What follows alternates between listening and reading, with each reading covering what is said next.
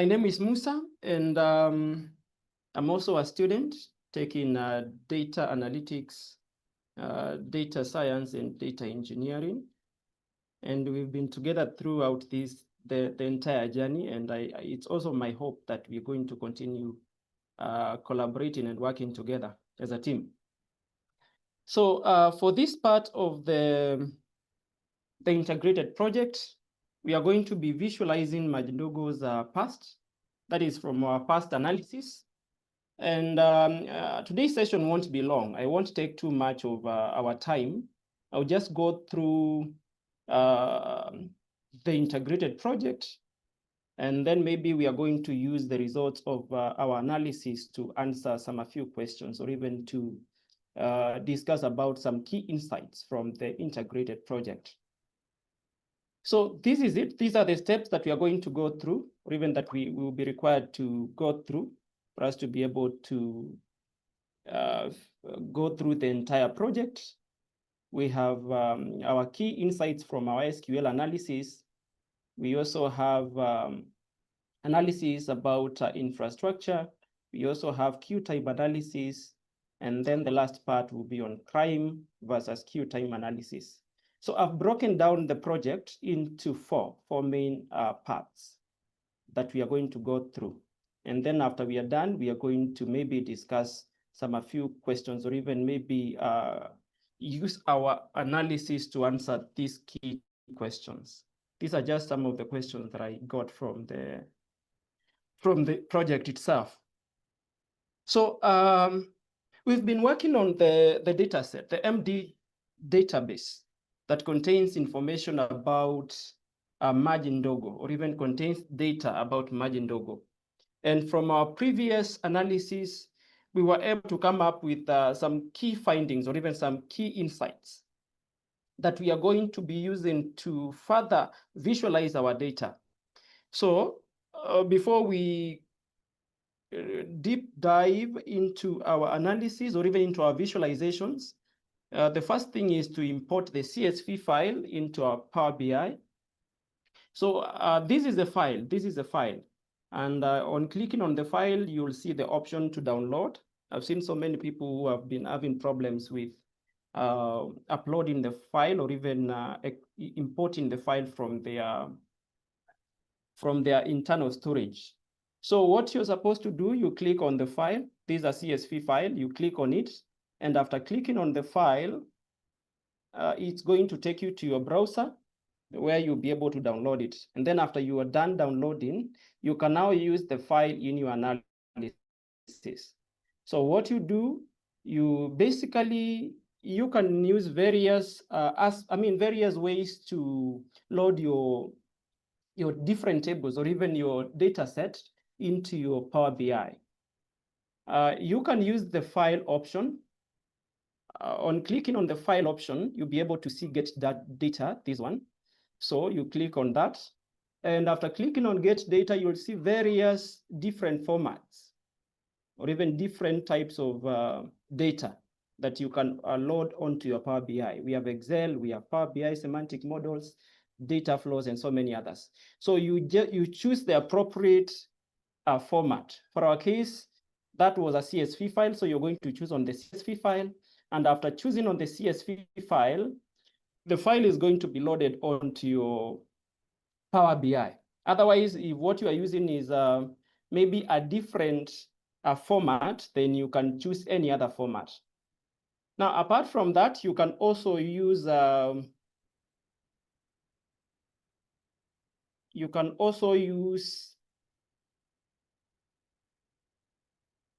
just a minute.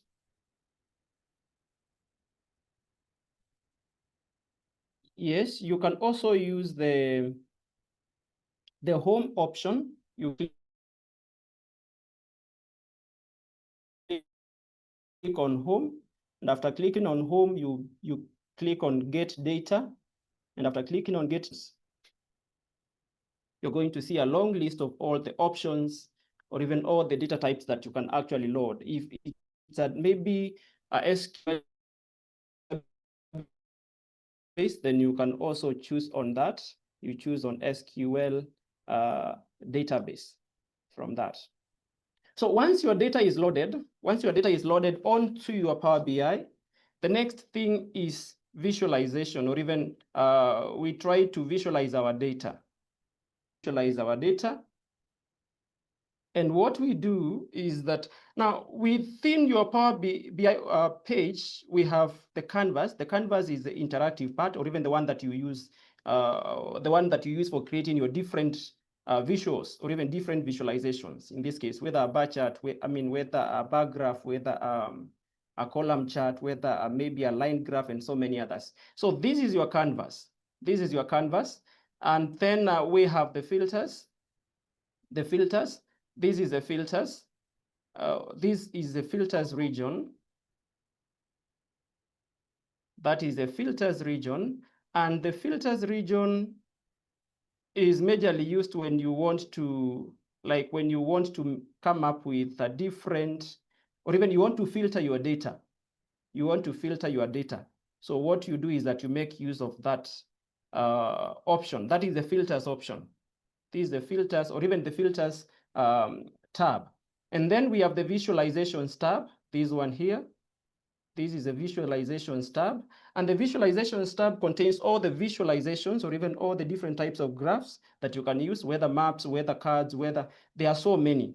So you just have to click the one that you want to use. And then we also have the data. We also have the data. We also have the data.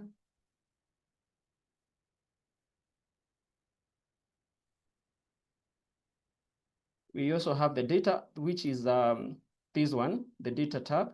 And the data tab will contain the different tables, or even the data set that you've loaded onto your Power BI. So for our case, you can see we have two different data sets. We have the MD summary, and we also have the MDQ related. So all the data sets that you'll be loading onto your Power BI will be shown under the data tab, this one. So I think that is it. That is enough for an introduction. So that is what you're supposed to do. You load your CSV file into your Power BI, and then the data that we've now loaded, which is now our MD summary, if you open that, you're going to see all the tables contained within our MD. These are now all the, not tables, but all the columns contained within our MD summary. These are the different columns that we have. And this is a brief explanation of the new data, the data that we have. It's like a combination of the values from the different tables that we were handling during our SQL journey. So we have hour of the day. This one represents the hour of the day at the time of record, when the different values were recorded. So in this case, hour of the day represents the hour, the specific hour. And then we have day of the week that represents the day, the day, whether Monday, whether Tuesday, Wednesday, the days, different days on which different records were actually gotten, or even when the different values were recorded. And then we have percent male. Percent male represents the percentage of men in the queue at the time of record. So this one would represent the percentage of men that were queuing for water when this information was being collected. And then we have the percent female, which now represents the percentage of females. This should be the percentage of females in the queue at the time of record. The percentage of females in the queue at the time of record. And then the percent child represents the percentage of children, or even, the percentage of children in the queue at the time of record. So these are the key terms that we are going to be using in our analysis. And previously, from our SQL analysis, these were our key insights that we gathered from our analysis. Let me just minimize this so that we have enough space. Okay, I believe now we have enough space. So now we discovered that most of the water sources were they were found in rural parts of Maji Ndogo. That was the first insight that we came up with.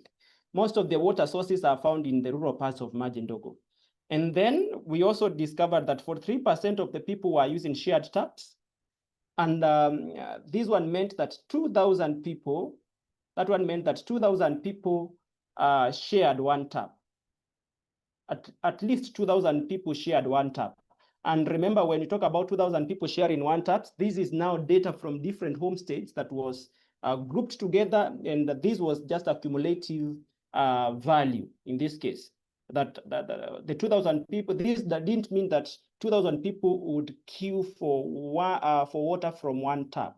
What this means is that 2,000 people, this is just an aggregated value. People from different homestays, or even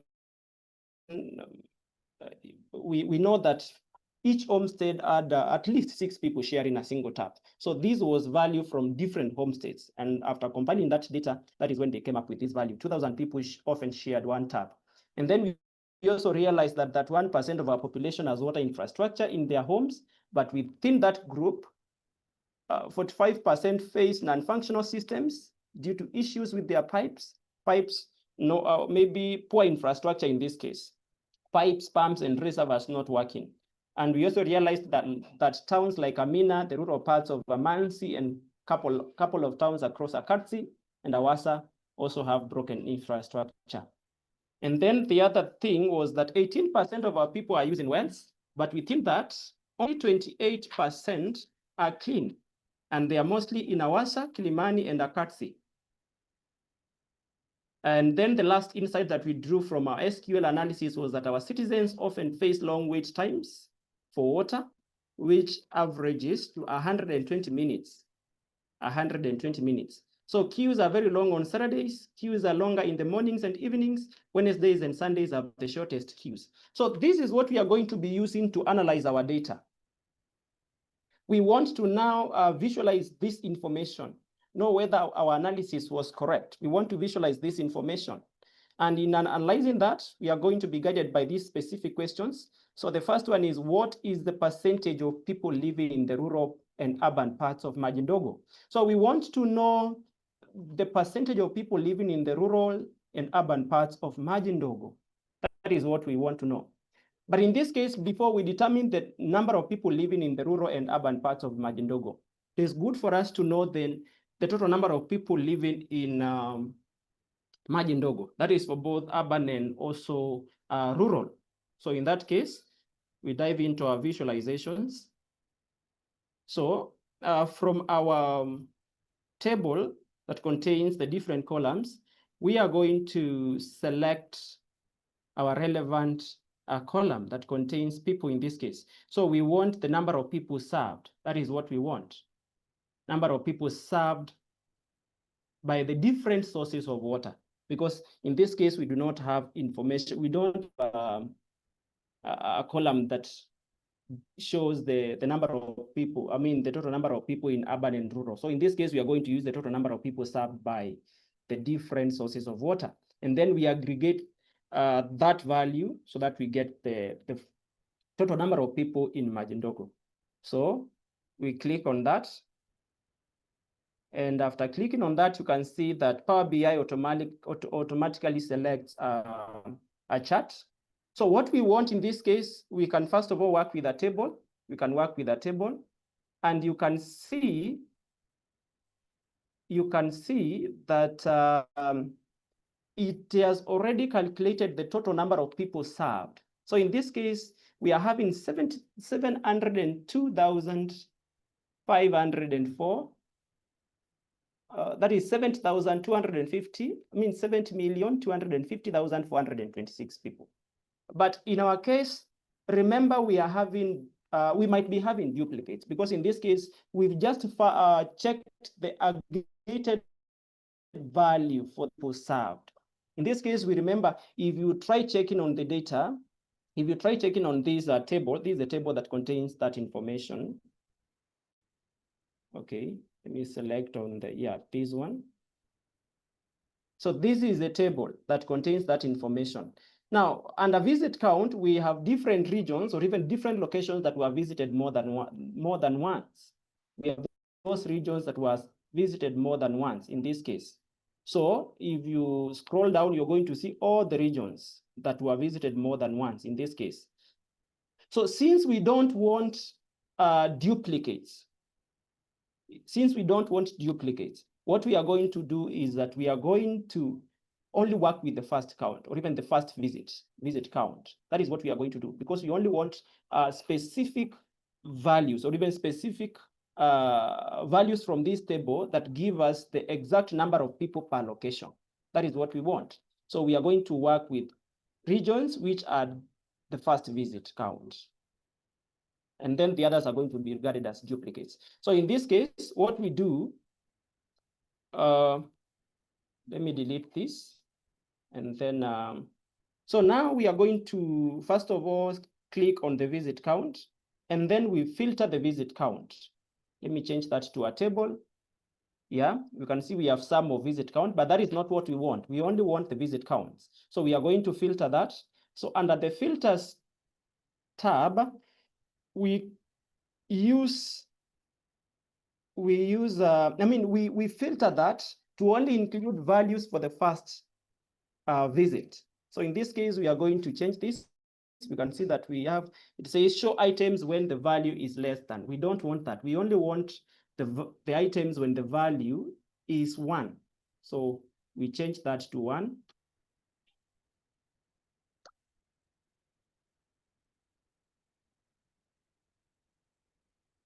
So the first thing before we change that, we need to change the column not to summarize. You can see it was summarizing, so we need to change that so that we only have visit count, and then now we can change our visit count to only include values whereby, or even to include items whereby the value is 1. That is what we want. And then we click on apply filters. And after clicking on that, you can see what we have. We are having visit count is equals to 1. And then now, since we have visit count, we can now add another column, which is the number of people served. We can now add that number of people served. And after adding that, you can see for the first visit count, the total number of people who are served in Maji Ndogo were 27,628,140. So this was almost 28 million, or even approximately 28 million. So these are the total people, number of people who were served by the different sources of water in Maji Ndogo. So since we have that, we can now maybe do away with the visit count and then change that to a card.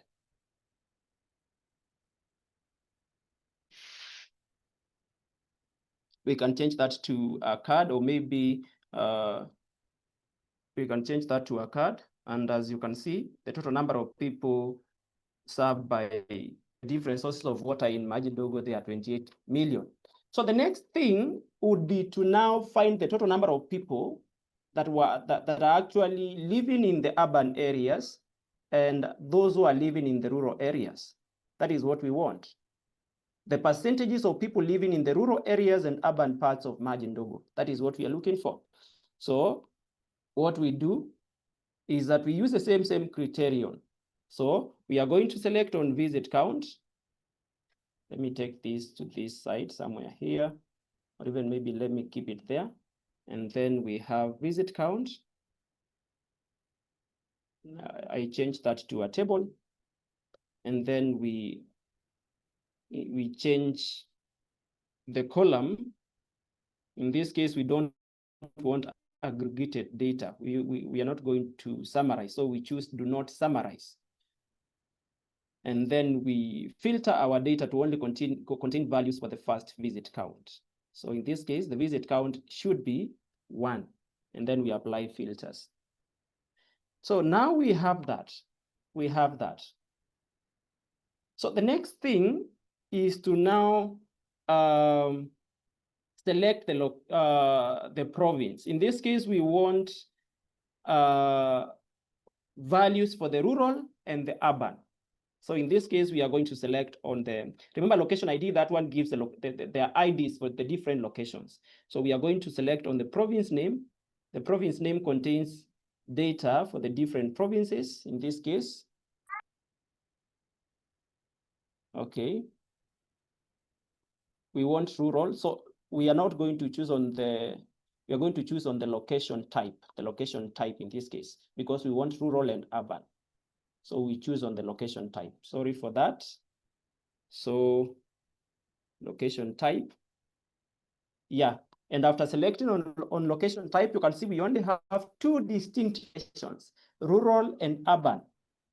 So now we proceed to find the total number of people living in the rural parts of Maji Ndogo and the urban parts of Maji Ndogo. So we select on the number of people, the total number of people living in those regions. And after selecting on that, you will see this. After selecting on that, you will see this.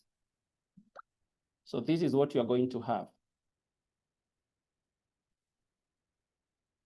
So we want to visualize what we don't want the aggregated values. We want to visualize this information. So since I only want my values to contain the rural and the urban populations in this case, what I'm going to do, I'm going to unmark my visit count since I already filtered that. So I'm going to remove that column from the columns. And then now we only have 2. So the next thing would be to now visualize that. And the best thing, or the best way of visualizing this is by using a pie chart. So you select on a pie chart, and after selecting on a chart, you're going to see this. You're going to see this. So these are pie charts that shows the sum of the number of people served by location type. So we have rural and we also have urban in that case. You can increase the size. So that is what we are having in this case. Out of the 28 million, 18 million are living in the rural parts. This blue represents the rural parts. So you can see this is 18 million. And out of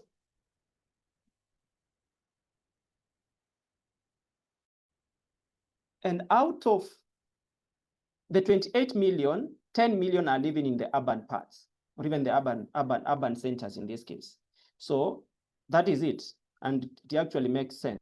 So if you click on this, you're going to see the values they're also going to affect the values for the first visualization that we made.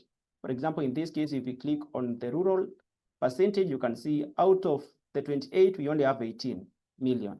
And then if you click on this other one, you're going to see 10. So out of the 28, 10 million people are living in the urban, they're living in the urban centers. So we've now answered that. If you wanted the percentages, in this case, the percentage would be 63.85 for the rural, and then that 6.15 for the urban centers. So those who are living in the rural parts, they take a 63.85% of the entire population. And then those living in the urban centers, they take that 6.15 of the entire population. So we've now answered the first question. Okay. That is what we've done. We've created a pie chart illustrating the total urban and rural population split in Maji Ndogo. And the next thing is to now determine the number of people who are using the different types of water sources we want. The different types of people who are using the different types of water sources. And we want to get their percentages. So in order for us to do that, we are going to use the same criterion. We have to first of all filter our data. So we select on this count. Let me take the position that one there.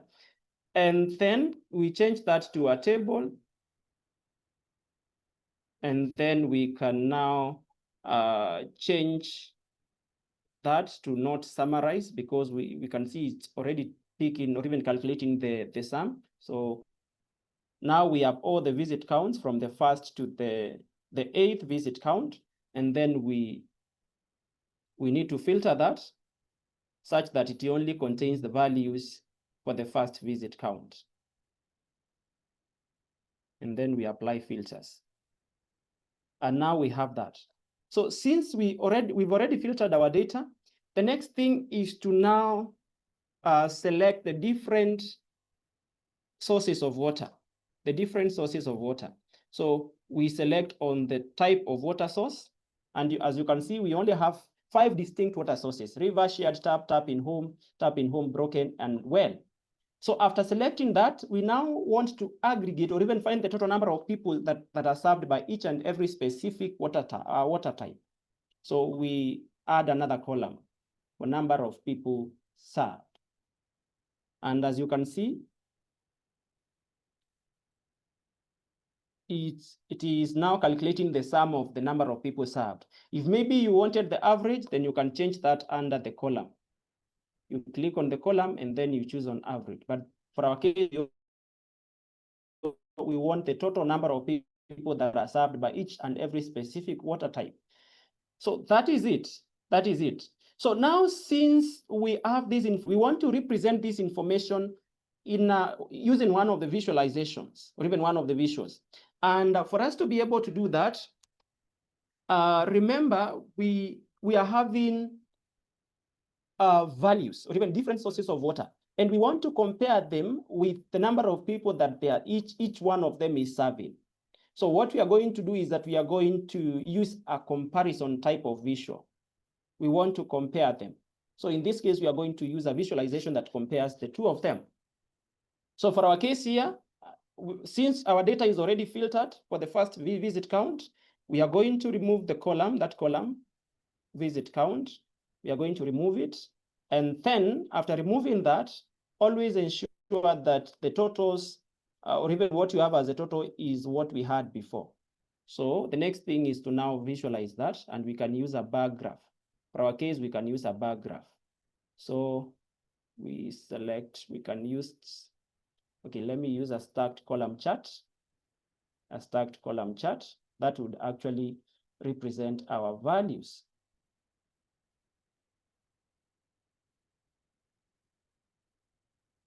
And that is what we have. So now we have the total number of people who are served. Let me change the axis. The axis, they seem to be somehow dim. So we can change the values on the x-axis. Then we can bold them. And then maybe we can also change them to a different color. Okay. Which color should I use? Let me use black. It's already in black, so let me bold that. Yeah, I think now they are somehow visible.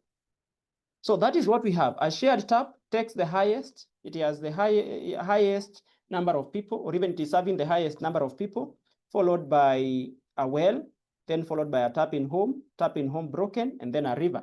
So this is what you have.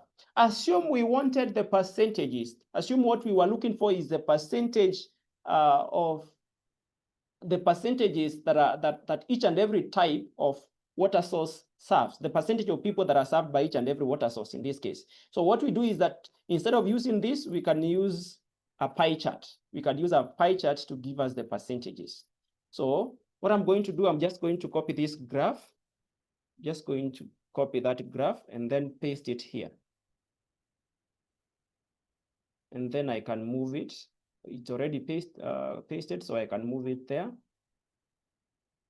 So that is what we have. This is just the same graph like this one. So I can now change that to a column, a table, so that we verify whether this is what we had. And as you can see, this is what we had before. So now we change the type of visualization to a pie chart. We change that to a pie chart. And after changing that to a pie chart, you can see what we have. So now we have the different types of water sources and the percentage of people that each water source serves. For example, you can see that a shared tap serves 43% of the people. In that case, that is approximately 12 million people. And then you can also see that we have this other one, which is a well. A well serves 17.52% of the entire population. And then we have a type of, we have a tap in home, that is a tap in home, and a tap in home serves 16.94% of the entire population.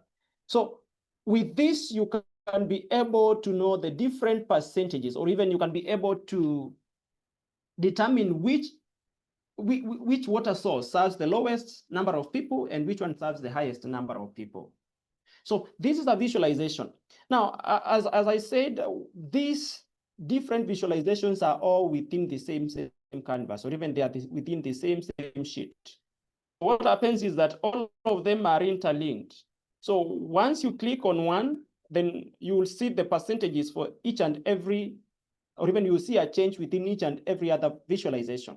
For example, in this case, a shared tab, this is a shared tab. A shared tab serves for 3.24%, and that is the same as 12 million people in the entire population. And if you wanted to compare the number of people who are actually served by a shared tab, assume we wanted to compare the number of people who use a shared tab within the national and also within the rural and the urban centers. In this case, what you do, you click on the shared tab, and after clicking on the shared tab, you see a change. You'll see a change within this visualization that contains the rural and the urban population. So in this case, the rural population that is using a shared tab is that 2.41%. That's 2.41%, or even that is 9 million. 9 million people are using a shared tab in rural areas. And then out of that, you can see in this other case, 3 million people are using a shared tab in urban centers. So this visualization helps us to determine what percentage or even what proportion of people are sharing a specific tab within the different regions, that is whether in urban or rural areas. So that is what we have. That is what we have. Let me just enlarge this and also enlarge this other one. Okay. Okay.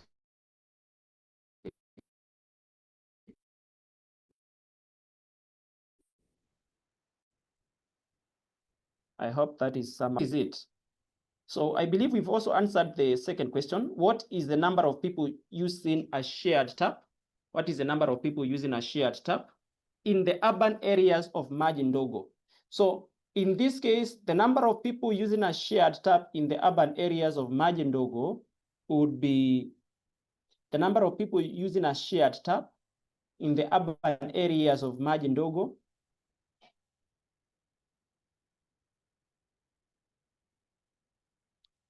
in the urban areas of Maji Ndogo. Now, for us to be able to determine the number of people using a shared tab in the urban areas of Maji Ndogo, we need to also come up with another visualization.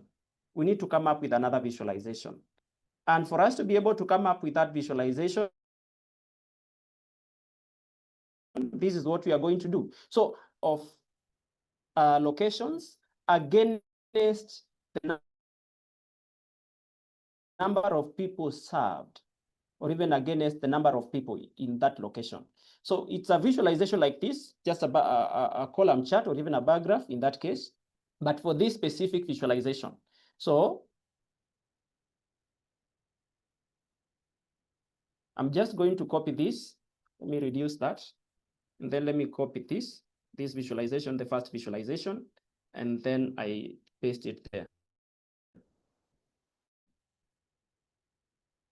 So we have this. So what I'm going to do into a column chart, a stacked column chart. And now we have this.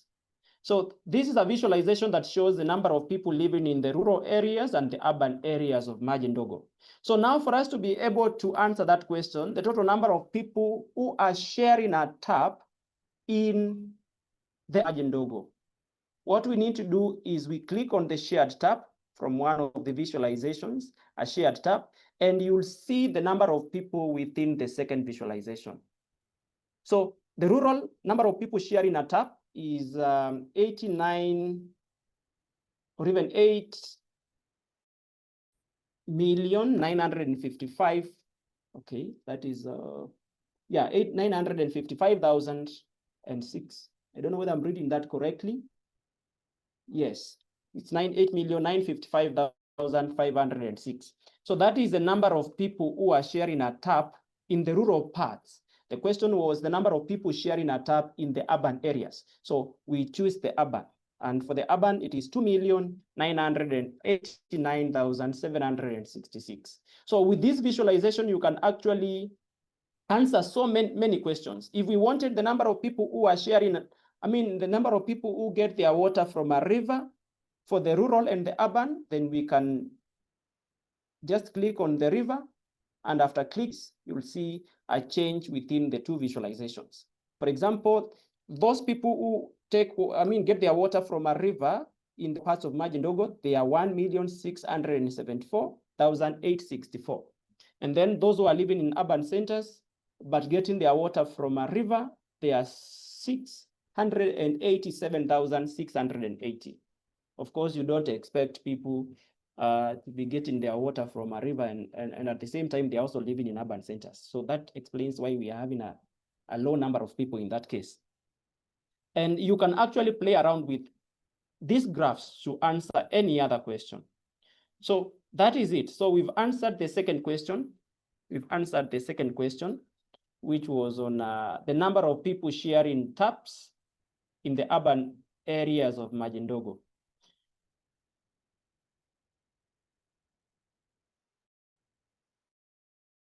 Now, the next question is, what is the percentage of people in rural areas who have working taps in their homes? The percentage of people in rural areas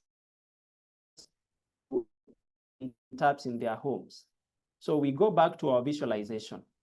So percentage of people who have working taps in their homes, but your tap must be working. We only have two scenarios: a tap in a home or a tap in a home broken. So in our case here, we want a tap in home, but a functional one. So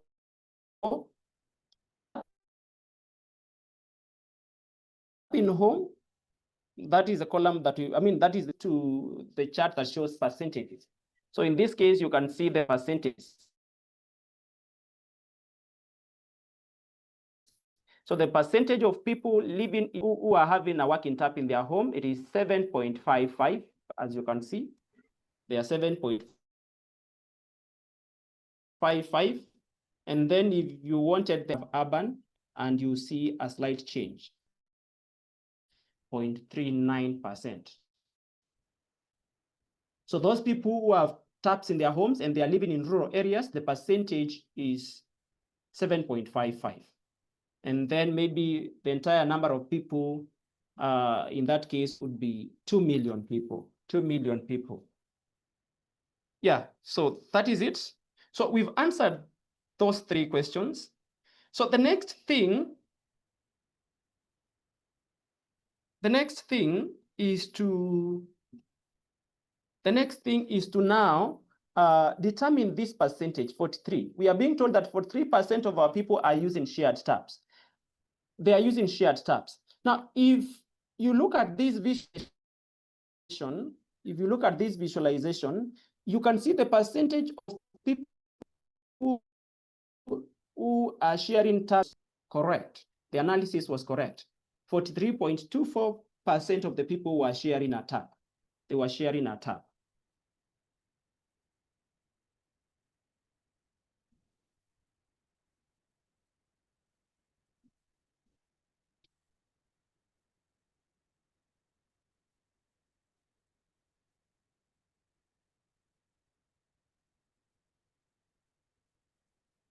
Okay.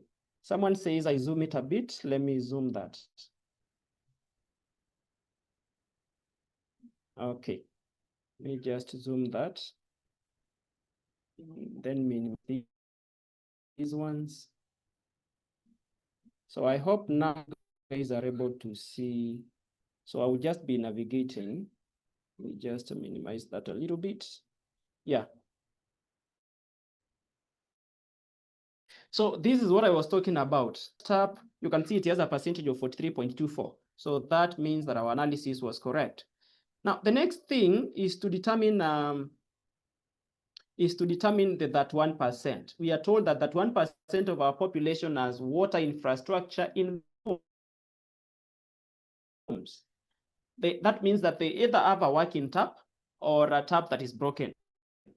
So that means that if you total the number of taps in homes and taps in home broken, that should, or even if you total the percentages, they should give you that 1%. So in this case, this chart that shows the different types of sources and the number of a tap in home. This is a tap in home that takes 16.94%, or even serves 16.94% of the entire population. And tap in home broken, a tap in home broken is 13.75%. So in that case, if you pick 13.75 plus 16.94, you get approximately that 1%. So that means that 1% of the entire population has taps in their homes, and out of that, only 16% of the entire number of that is okay. Yeah, have taps in their homes. They have taps in their homes, and out of that, we have those taps that are actually working and others are not working. So that clarifies our analysis, or even we can see that our net. Okay. So to the next one. 18% of our people are using wells. We want to confirm whether that is true. Those people who are using wells, do they have, or even is the total percentage 18%? That is what we want to confirm, whether 18% of the people are using wells. So back to our visualization. And as you can see, out of that, we can see that 17.52 of the entire population are using wells, the blue one, this one. 17.52 of the entire population are using wells. So that means that our analysis was also correct. Okay. So we are done with the first part of the analysis. So the next part of the analysis is to now determine where infrastructure is broken. We want to know where is the infrastructure broken. We've determined that out of the entire population, that 1% of the people have internet in their homes. But in this case, out of that 1%, we know that 16% of the people have working infrastructure, or even they have taps that are actually working. And 13% of the people have infrastructure which is broken, or even taps that are not working. So we want to determine where, we want to determine the different locations where those taps are found, in which locations, in which towns. That is what we want to determine. So in this case, we create a new map, visual from the visualization tab.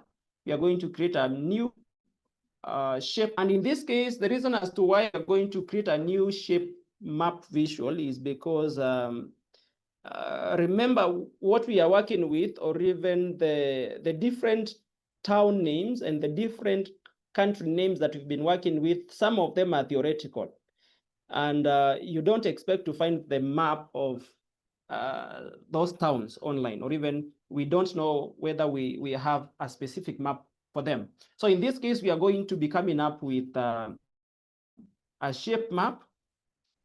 And then in this case, we are going to be using our own map, or even the map of Maji Ndogo. And then we are going to now visualize the different areas, or even the different locations, depending on how great they have broken taps. So we create a new shape map. So back to our visualization. So in that case, I'm going to add a new tab, a new sheet. Going to add a new sheet. And this is our new sheet. And then we move to visualization. Under visualization, you're going to choose on the, remember we have different types of maps.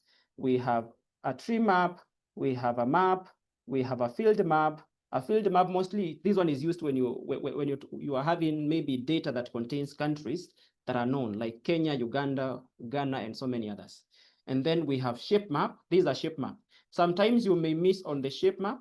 You may miss on the shape map in your Power BI. So if you don't see the shape map, what you need to do is you navigate to the file, you navigate to file, and then options, and then you move to options again. And after clicking on the options, you're going to see this, or even this pop up. So after seeing that, what you need to do is that you navigate to preview features. You navigate to preview features, and you ensure that the shape map visual is clicked, or even it has been clicked. That is what you have to ensure. Preview features, and then you click on the shape map visual. If you click on that, then what you do is that you restart your Power BI, and after restarting your Power BI, it's going to appear. Yeah, so that is it. So for our case, we are going to click on the shape map. It's already there. So we click on the shape map. And after clicking on the shape map, we can see that we have our visualization, or even we can see it's already selected. So the next thing is to now load up our map, the map for the different regions. So add province in the locations field and the type of. So we are supposed to add the province name in the locations field and the type of water source column into the color saturation field. So let us do that. So we add the province name. So we proceed to data, and then under you're going to choose on the province name, choose on the province name, and you can see it's already, my Power BI has already put that into the locations column, or even the locations option.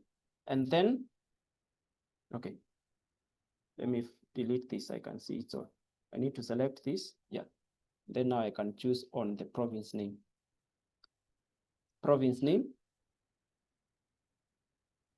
And then we also need to choose on the type of water source. So type of water source should appear within the color saturation. Power BI renders that, or even it puts that on the legend. So we have to take that one to the color saturation field. Why are we doing that? We want our values to have only one color, and then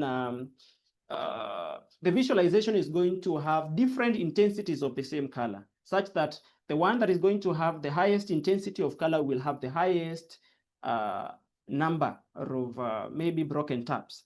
And then the one that is going to have the lowest intensity of color will have the lowest number of broken tabs. So we have to confirm that. So under the location, we use our province name, and under color saturation, we use the type of water source, And then the next thing is to now change, we need to change the map. You can see this looks like a map of America. So what we need to do is that we need to now upload our map. So we move to visual map settings. And then you can see, yeah, the one that had already been selected was USA states. So we need to change that to a custom map. We change that to a custom map, and then we input. And we are going to input or even upload our map using the browse option. And after clicking on the browse option, you're going to see a pop-up that is going to take you to your files. So you select on the files or even the map from your files option.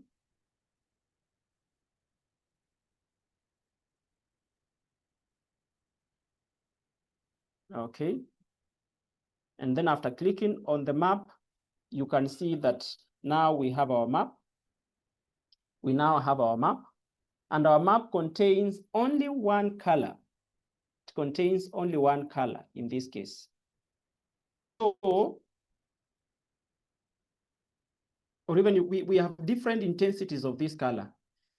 So that is it.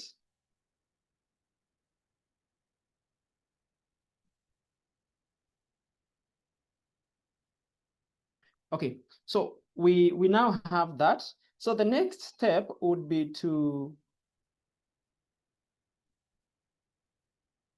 we are supposed to format the visual tab on the visualizations page. So we set map settings and change the map type to custom. We've already clicked on the MD provinces, that is a JSON file. So it gives us the map, and then from there we are now supposed to select general, then effects, and turn the background off using the toggle. Now from our map, you can see that there was no background, so it's okay. Then navigate to the Insert tab on the ribbon, and to the right, you can select Image, and then find the MD map on your computer and select it. Okay, so that was just a series of steps that we are supposed to follow when uploading our map. So we already have our map. We already have our map. But with this, we can't be able to tell which values or even what this represents. We can't be able to tell. For example, we can't be able to tell what each and every one of them represents. So what we do is that we now move to the Insert tab and select our PNG file. So we insert and then image, and then we select on the MD map. And after selecting on that, you're going to see another map. So this is a map that represents our region, Maji Ndogo, and we have this. Now, if you look at this, you'll notice that this is Kilimani. Kilimani has the highest number of people that are actually having water issues, broken taps. But one thing that we didn't do is that we didn't filter. Remember, we didn't filter. So we have to filter our data to only contain values for the first count.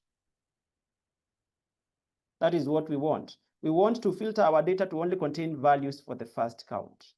So we select on the count, in this case, visit count, and then filters. And then on visualizations, we are going to change. We are going to change our visit count, in this case, to just have visit count. So what we are supposed to do is that we are supposed to filter before inputting the other columns. Otherwise, maybe experience some problems. So let me just do that very fast. Let me just do that.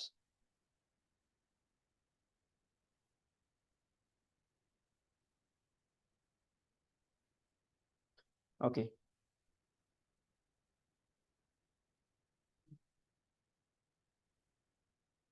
So let me just present that in form of a table. Yeah, this is what we have. So we have the province name, the count of type of water source, and then we need to now filter. We select on the visit count and we change that to don't summarize, so that we only have values for the first visit.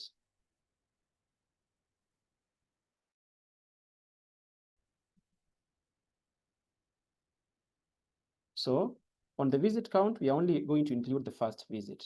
So visit count should be equal to 1. So is 1. And then apply filters. And you are going to have this. So now with this information, we can now change our visualization to shape map. the location is going to have the province name.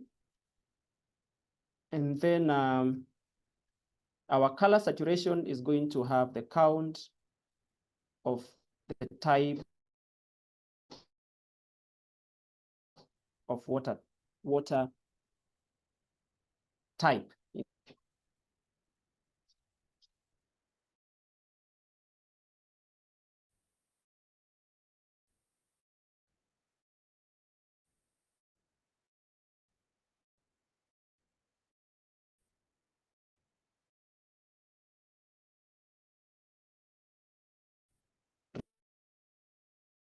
Resize this and then maybe take this above.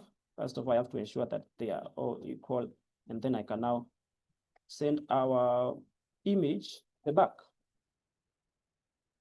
I can now send my image to the back. So this one, you click on the image and then you send it to the back.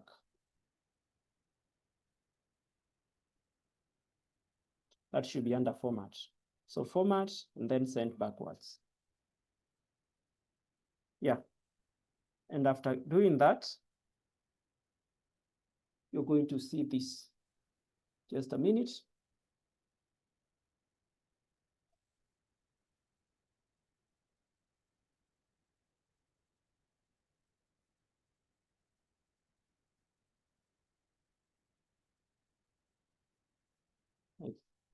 Okay.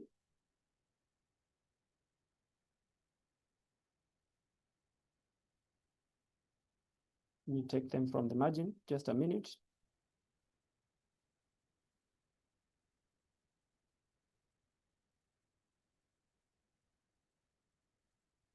Then we format that, we send it to the back. So send to the back.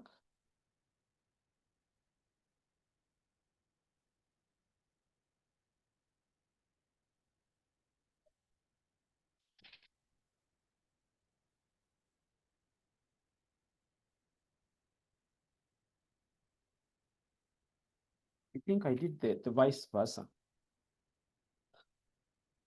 Okay, sent backward.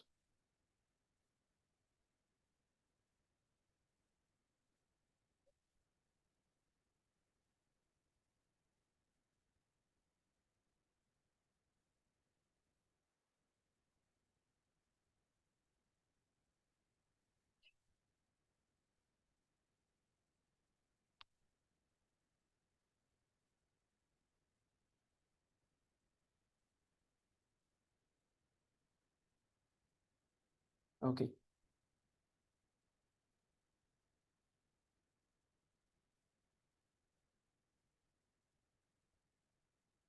Let me now send it to the back.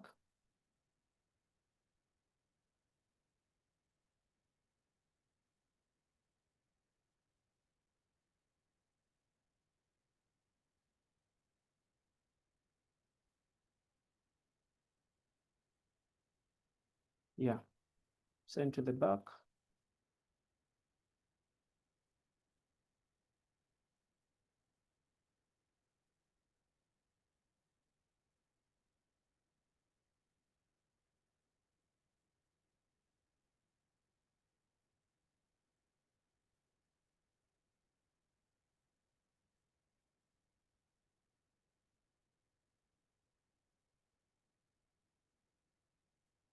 I think this, I'm not sure whether this is responding, but anyway, so after you send it to the back, this is what you're going to have.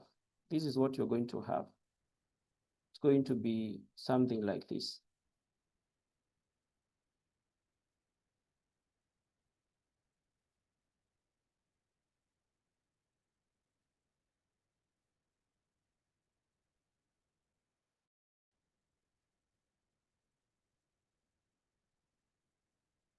Just a minute.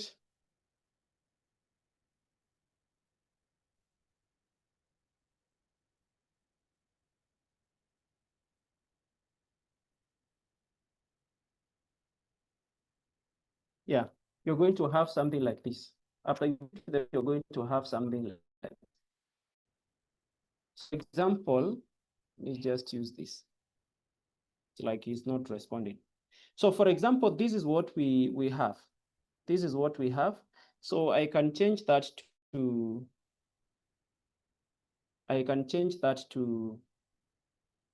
a table so that you see what we have.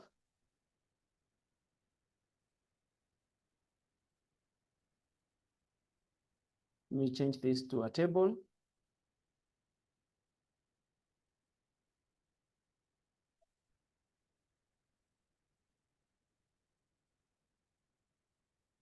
Me and group first. I had grouped them.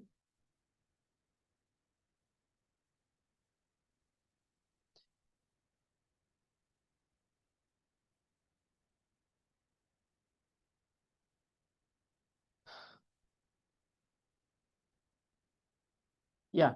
So this is what we are having. This is just a table we were having. Akari, Amansi, Hawassa, Kilimani, Sokoto. And the count of the type of what you change that to a map. You change that to a map, a shape map, and you're going to have something like this. Now you follow the same procedure. You follow the same procedure. Under map settings, you change that to custom, and then you browse the map, and then input the map file, and you're going to have something like that. So this is what you are going to have. This is what you are going to have. So in this case, you'll be able to see, for example, for Amansi, we are having a total of 2048. 2048. We are having a total of 2048 sources, taps that are actually broken in the homes. And then for Kilimani, we have 1171. We have 1171 taps that are broken. So as you can see, the colors are actually different. The colors are actually different. So the one that is more intense is the one that has the highest number of broken taps. And then we have this, and then we also have this, we also have this, and then we also have this.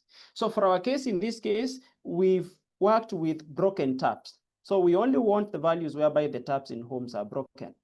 And then for this other visualization, this one represents the values whereby the taps in homes are not broken, they are working.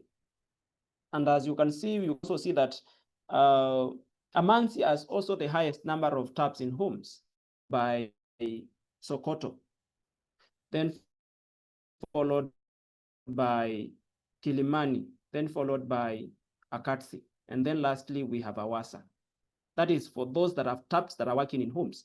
And then for those that are having taps that are not working in the homes, Amansi as the highest, followed by Kilimani, and then we have Hawassa, not Hawassa, but Akatsi with 910, then Hawassa with 885, and Sokoto with 842.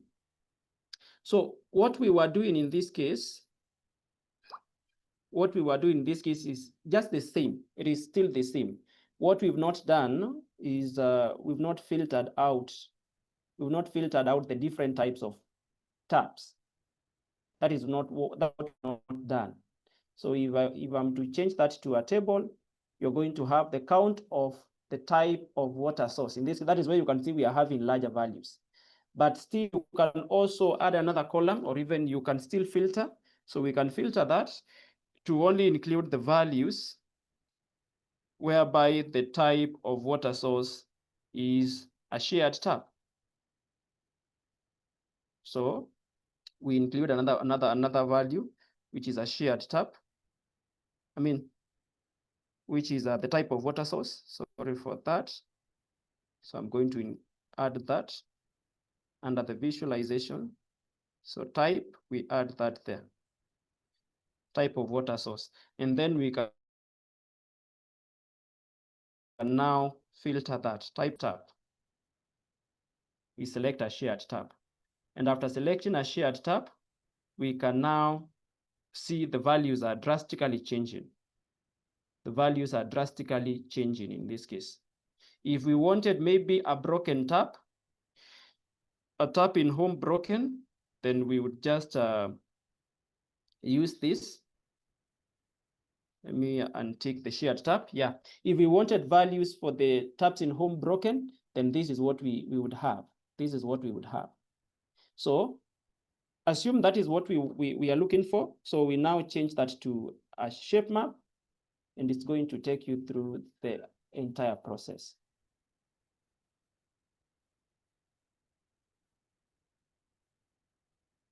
So we change that to a shape map, and this is what you have.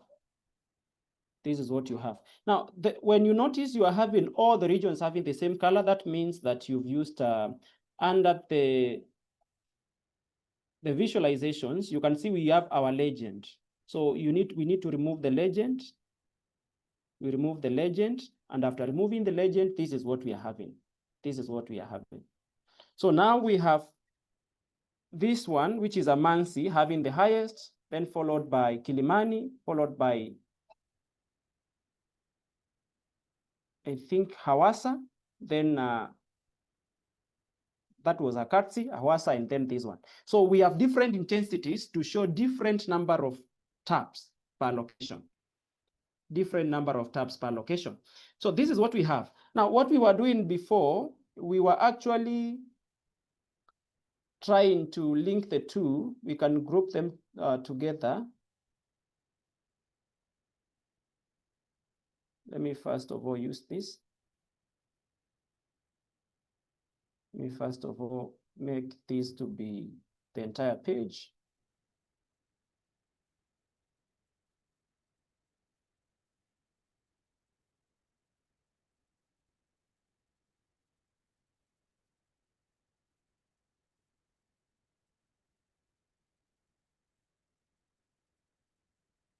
Let me also do the same for this.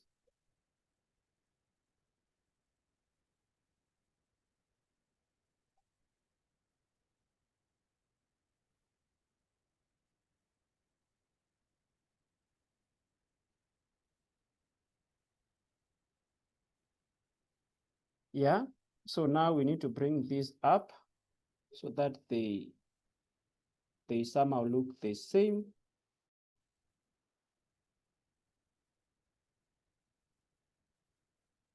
We'll do it that way.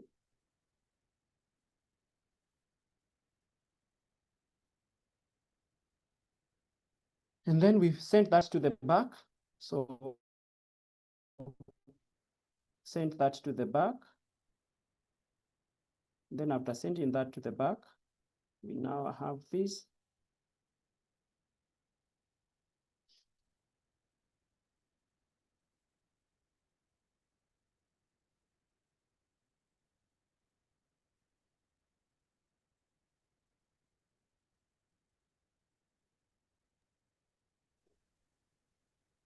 I think someone is saying on the back in the chat that you should turn off the background of the map. Yeah, Okay. that is what, let me just turn off that. Okay.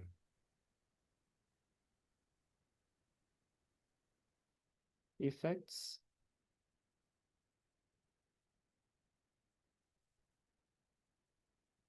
The background should be turned off. Yeah, let me turn that off. I think that is where we were missing the point.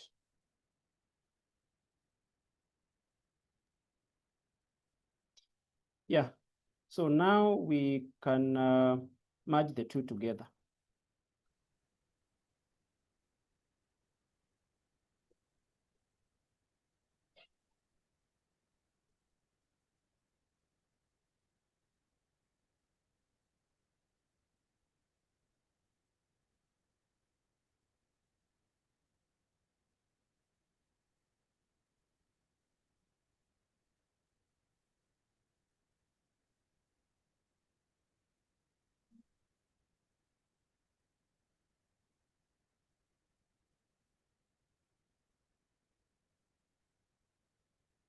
So this thing might take quite some time. So we just have to ensure that it fits.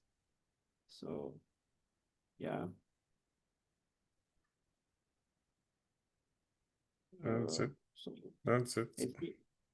Yeah. I think it's somehow there. Okay, so that is what we have. And once you click on each one of them, you'll be able to see the different locations. So for this case, you can see the different locations. So like for Amansi, that takes the highest. This is specific for the taps in homes being broken. So Amansi has the highest number of broken taps, followed by Kilimani, then followed by Akatsi, this one, Akatsi, and then followed by this one. So that is what you are basically supposed to do. And then if maybe you wanted to visualize anything using this map, you can just change the filter. In this case, you can work around with the filter. For that case, we were working with taps in homes broken. So you can change that. You can change that. You can select something else. For example, in this case, I've not selected anything. So it has included data for everything. But if I select on river, you will be able to see changes. So the one that has the highest number of people being served by rivers, it is Sokoto. If you wanted maybe something like a well, where most of the people are using wells, then that would be Kilimani, I think, 49, 47. So it's Akatsi. Akatsi is actually having the highest number of people served by wells. So you can change this to your liking. And that is what we have. So since now we've come up with that, we've now determined the different regions whereby the infrastructure is broken. That is what we were supposed to do. And in answering that,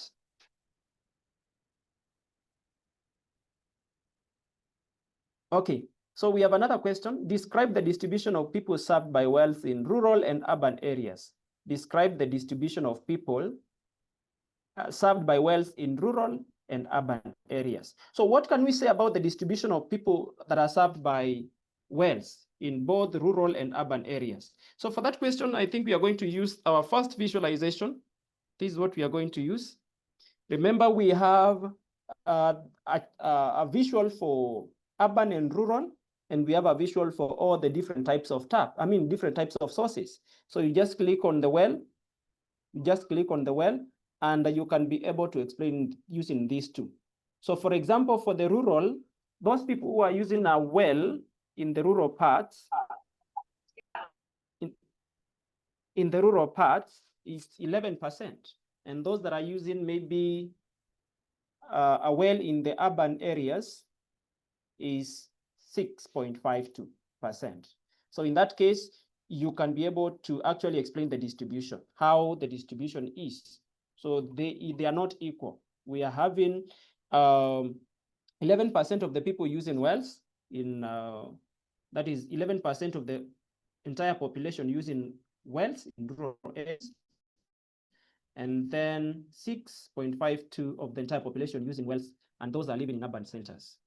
So that is it. Okay, so let us proceed with our analysis or even our visualization. So we now need to break our visualization into now the queues. We need to know more about the queues. So we are told add a bar chart visual with average queue times on the one axis and the day of the week on the other axis. So we are supposed to come up with a bar chart, and this one represents the average queue times on the average queue times per day. That is what we want. We want to determine the average queue time per day. So this is what we are going to do.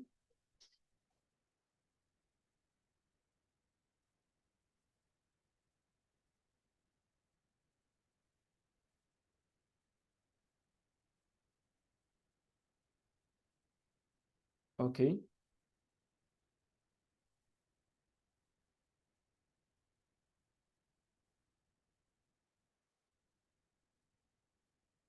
Okay, so let me add another one. We want the days of the week. That is what we want. So the first thing we are going to choose is the day of the week. And we can move this there, day of the week. So now we have the different days of the week from Monday to Sunday.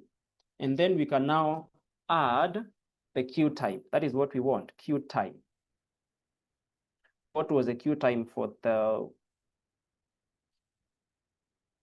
for the different days of the week. So what happens in this case, we have the sum of time in queue, but that is not what we want to get. We want to get the average queue time.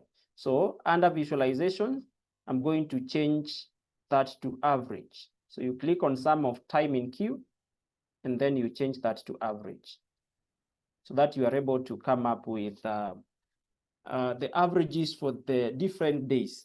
Now, for this case, you can see what we have here. Now, let us analyze that using our table.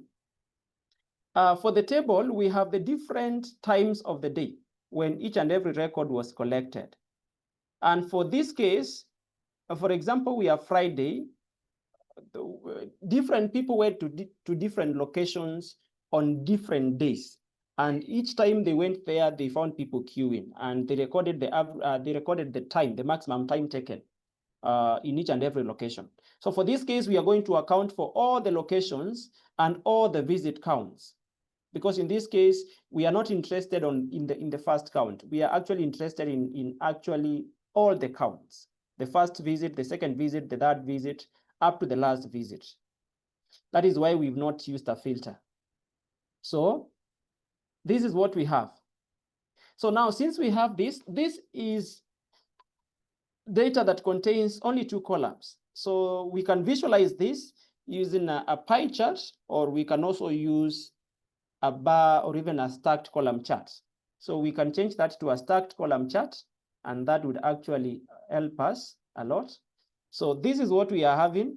So you can see that, let me zoom that a little bit. So you can see that Saturday takes the lead. Most of the people are queuing on Saturday. And the average queue time for Saturday is around 246.29 minutes. That is almost 4 hours. People queuing for water for almost 4 hours. And then you can see Wednesday as the lowest queue time, 42.54 minutes, which is less than an hour. So this actually explains a lot. Like if you're living in Maji Ndogo and you wanted to know the best time for you to go and fetch water, or even fetch water, then that would be Wednesday. You'd know that on Saturdays, most of the people are always queuing, so you would wait for water for more than 5 hours, or even more than 5 hours. So this is it. We now have our average queue time per day.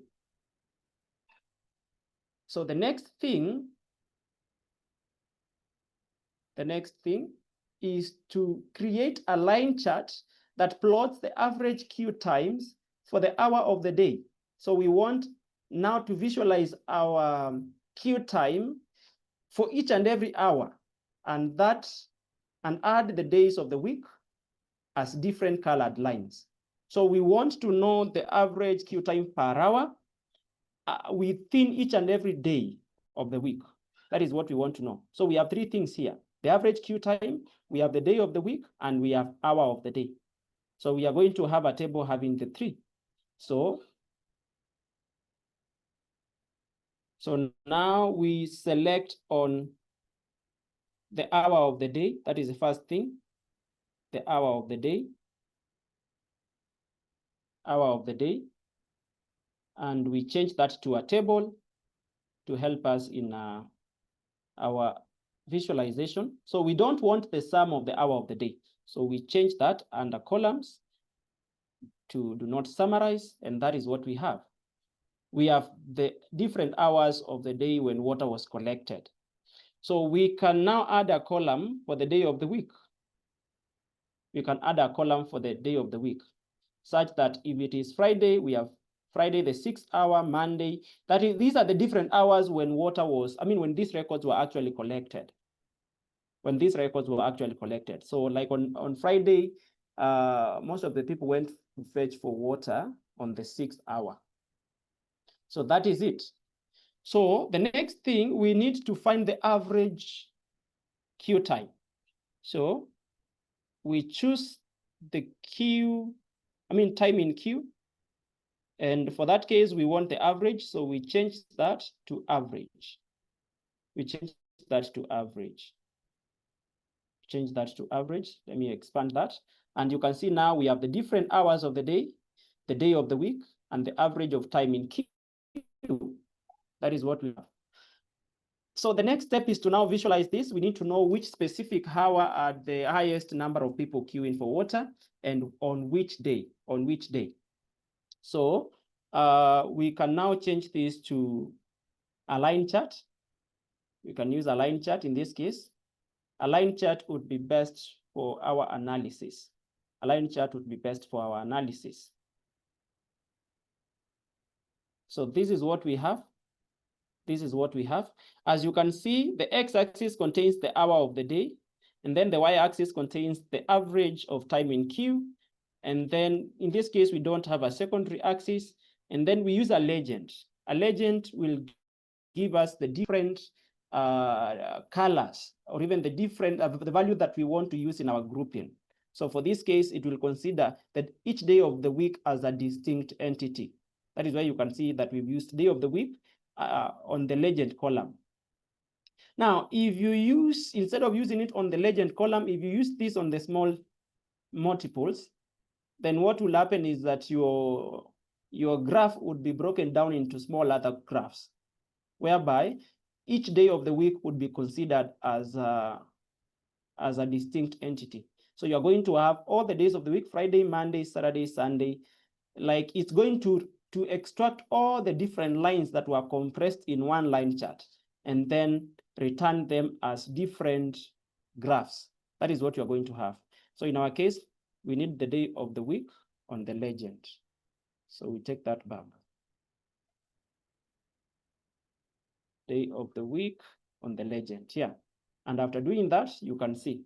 So from this visualization, what can you say about the queue times? Which day are the highest queue time? We have blue standing for Friday. We have this other one for Monday. And then we have the different colors representing the different days of the week. So which day are the highest average queue time from this visualization?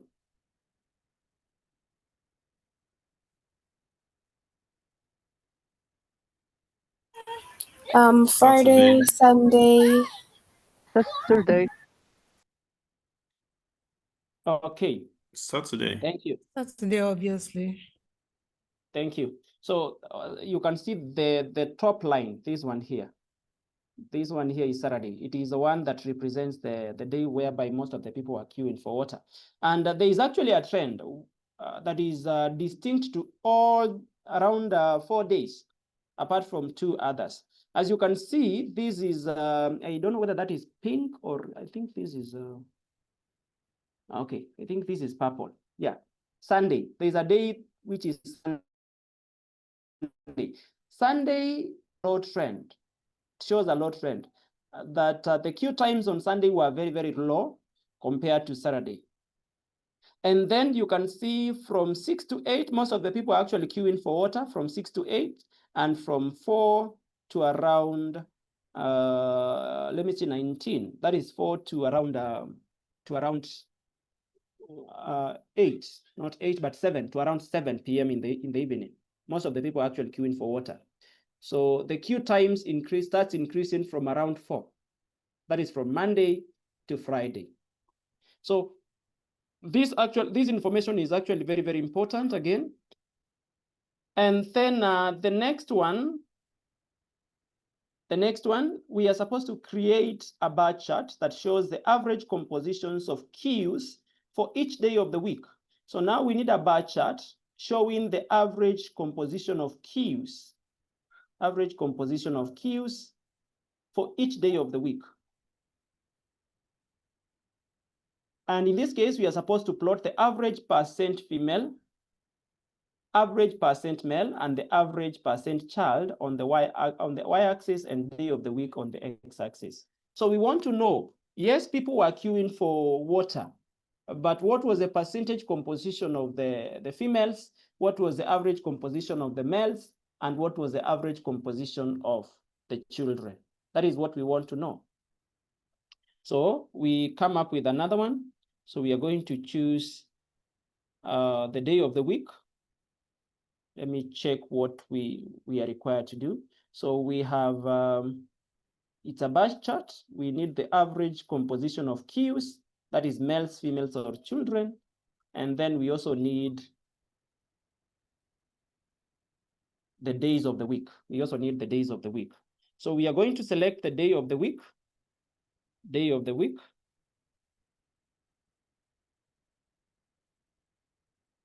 We select day of the week.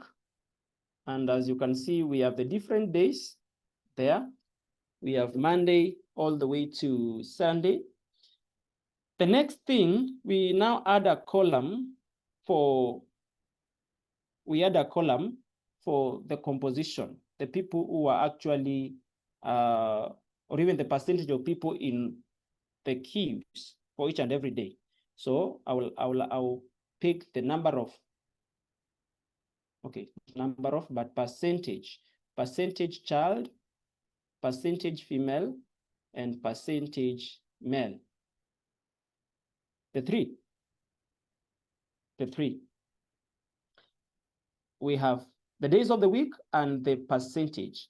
Now, what happens in this case, we have sum. We don't want sum, so we need to change that to average. We need the averages so that we can be able to compare them well. So we are going to change that to average, the first one to average, percentage of children, average percentage of females, and average percentage of males. And this is what we have. So now we have the averages for the 5 different days. We have 4 columns. We have 4 columns, whereby in this case, we need the 3 columns to appear on the y-axis and the day column to appear on the x-axis. So in this case, we are going to use a bar chart. We are going to use a stacked bar chart in that case. I mean, a clustered column chart, not a stacked bar chart, a clustered column chart. So that is what we are going to use because we need clusters. For Friday, we need 3 bars for each and every specific day in that case. So click on that. And after clicking on that, you can see we have this. Let me maybe expand this a little bit. Let me expand that a little bit. So we now have the days of the week. We now have the days of the week. You can change the visibility on the, format option, whereby you can change the visibility of values on the x-axis, the y-axis, the legend, and so many others. So this is what we have. So on Sunday, we had females queuing the longest time. I mean, we had the highest percentage of females queuing for water. Same to Saturday, same to Tuesday, same to Thursday, and same to Friday. On Friday, we also had the highest percentage of females. And actually the entire week, we had the highest percentage of people queuing for water being females. So females were really queuing for water. What about children? The number of children queuing for water is slightly low. You can't compare that with the number of males and females. And then there is a decrease. I mean, there is an increase in the number of men queuing for water as we move from weekdays to weekends. For example, on Tuesday, we had 21.29% of males. Percent of people who are actually males queuing for water. We also have Thursday 21.25. So you can see the low bars. In this case, these bars are representing males, and you can see they are really low. And then for Saturday and Sunday, there is a slight increase. So if we were to talk about gender disparity in this case, we would say that for the different days of the week, we are having more females actually fetching water than males. And that would mean that maybe most of the males are always working on the weekdays, and females are always left at home, and they are the ones who fetch water. And then maybe men help their wives in fetching water majorly on weekends. That is on Saturdays and Sundays. That is why you can see that there is an increase in the number or even the percentage of males that are fetching water or even waiting for water in the different sources of water. So there is actually a balance. I can see that there is almost a balance between the percentages of males and females. There is almost a balance on Saturdays and Sundays. For example, on Saturday, the males were 39%, females were 49%. So there's a difference of 10, which is not that too big compared to the weekdays. Same to Sunday. The males percentage was 39 and the female percentage was 49. That is also a difference of 10%, which is not which is not that big. So there is almost a balance between the percentages of males and females fetching water on weekends compared to those that are fetching water on weekdays. Okay, so that is our visualization. That is our visualization. Let me just minimize this. Okay, so the next thing is to now come up with a scatter plot. So we need to create a scatter plot with number of people served versus the average of time in queue. A scatter plot with the number of people served versus the average of time in queue. So this would actually help us in representing or even coming up, knowing how the distribution of people is against the queue time. So let me just minimize this. We need to create this so that we can use them for comparison. So let me first of all group this.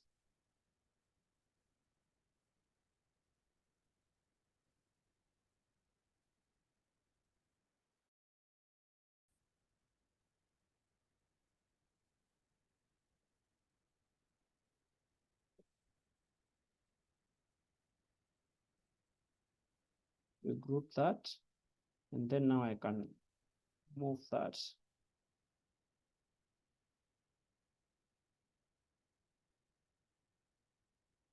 Okay, so let me move that.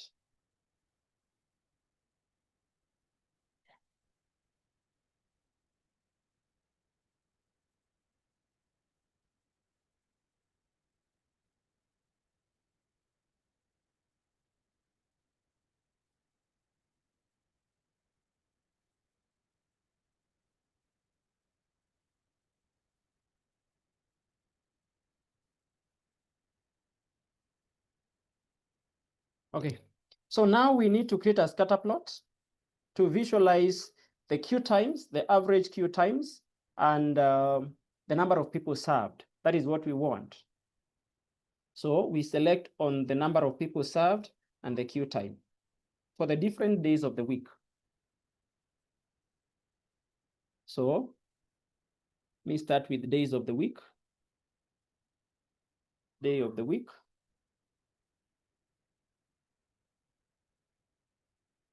And then we select on the number of, okay, just a minute.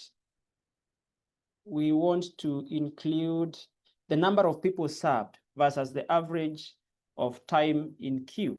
Make sure to add a filter to this plot to include only data where the visit count is greater than 1. Okay. So the number of people served .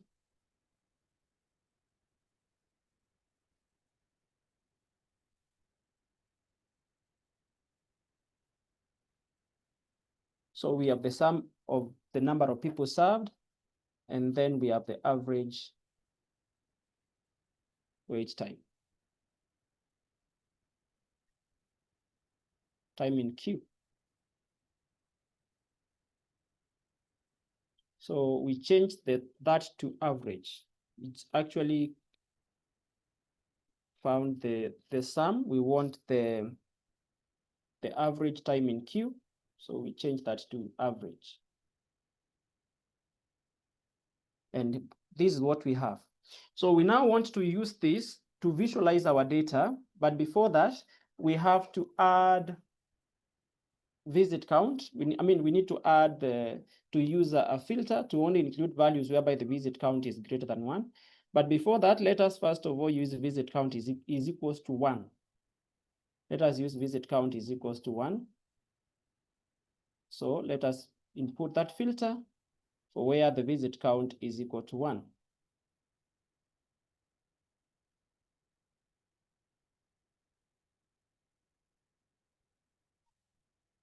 And this is what you have. So we can now change this to a scatter plot. You can now change that to a scatter plot. And after changing that to a scatter plot, you can see what we have. So we can, for the x-axis, we need the sum of the number of people served. And then for the y-axis, we need the average of time in queue.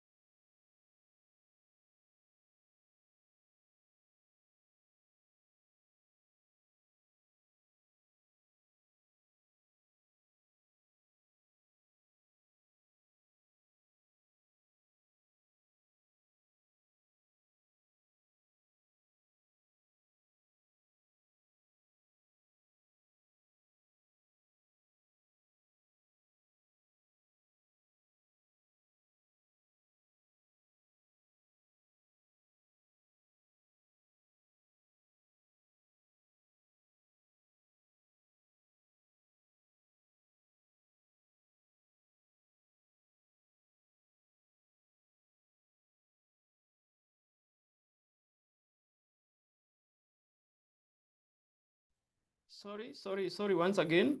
Sorry once again for that. And thank you very much for those who have been calling to let me know that I was out. I didn't know. So I think this is what we were doing. This is what we were doing. And I don't know where you guys lost me. So this is what we were working on, coming up with a scatter plot. And the scatter plot should actually include, the number of people served and the average of time in queue. That is what the scatter plot should include. The number of people served and the average of time in queue. So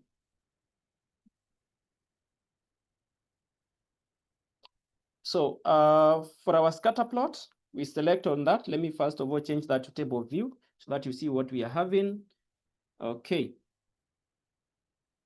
So it seems that, let me redo that.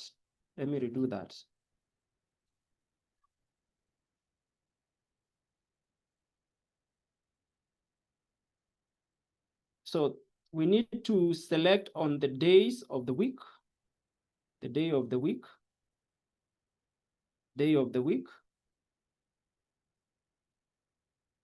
And then the next thing would be to select the number of people served for the different days of the week. Number of people served. And then the next one would be to select the time in queue. And for the time in queue, we are going to use average time in queue. And this is what we have. Okay. So now since we have this, the next thing is to come up with a scatter plot. We are supposed to come up with a scatter plot. And the scatter plot is supposed to include the values for, the scatter plot is actually supposed to include only two columns. That is the number of people served and the average of time in queue. So we select on scatter plot. And after selecting on scatter plot, this is what we have. So we need to make a few changes. So for us to be able to come up with those changes, we need to insert a filter such that our scatter plot is only going to include the values for the first count. We want the values for the first count. So we add that column, visit count, and then we change that not to summarize. The visit count should not be summarized or even aggregated. And then we insert a filter to only include the first visit. So under visit count, we include first visit. Okay. Let us apply that filter. Visit count is 1, and then apply the filter. And this is what we are having. We have Friday, Monday, Thursday, Tuesday, Wednesday. So as you can see, in this case, we do not have some days. There are some days whereby, there are some days that are lacking: Friday, Monday, Thursday, Tuesday, and Wednesday. And that would actually mean something, that there were specific days like for Saturday and Sunday. Maybe on Saturdays and Sunday, these guys were going for a second visit, or even maybe a third visit, or even another visit. And then most of the first visits were made on weekdays. Okay, so let us analyze that. Let us visualize that. And on visualizing that, you're going to have this. The x-axis should have the sum of number of people served. So now, okay. And the y-axis should have the average of time in queue. And then the legend should not have visit count. Okay, remove that.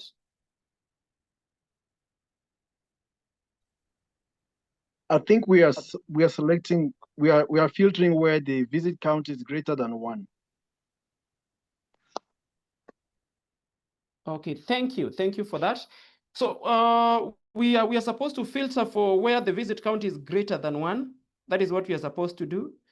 And then yeah, visit count should be greater than 1. So what I wanted us to do is I wanted us to do this visualization where visit count is greater than 1, and at the same time do a visualization for where the visit count is greater than 1. I mean less than 1, so that we, not less than 1, but where the visit count is 1, so that we compare the two visualizations in that case. So yeah. Okay. Let me take you back to our visual. Let me see what we are missing out.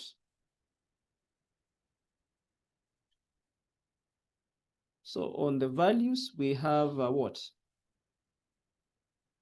The sum of the number of people, and we have the average of time in queue. I think that there's information that I'm actually missing out. Let me check on that information.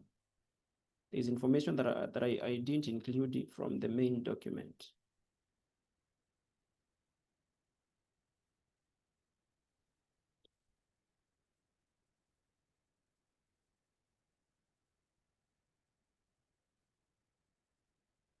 Okay.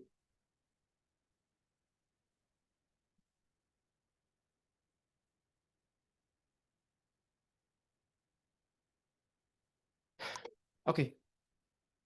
So let me change that back to a table for view. And then let me deselect some of this. Let me first of all include, okay, visit count greater than 1. Let me start with the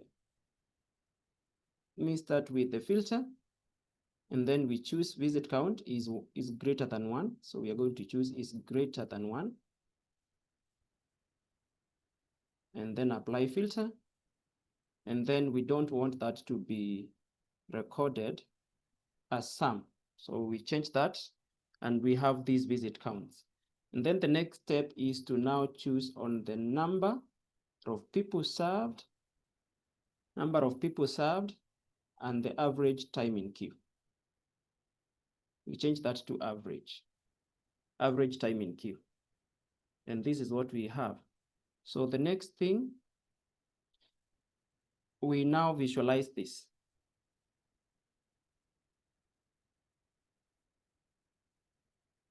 We now visualize this. Okay, let me see. So sum of people, average.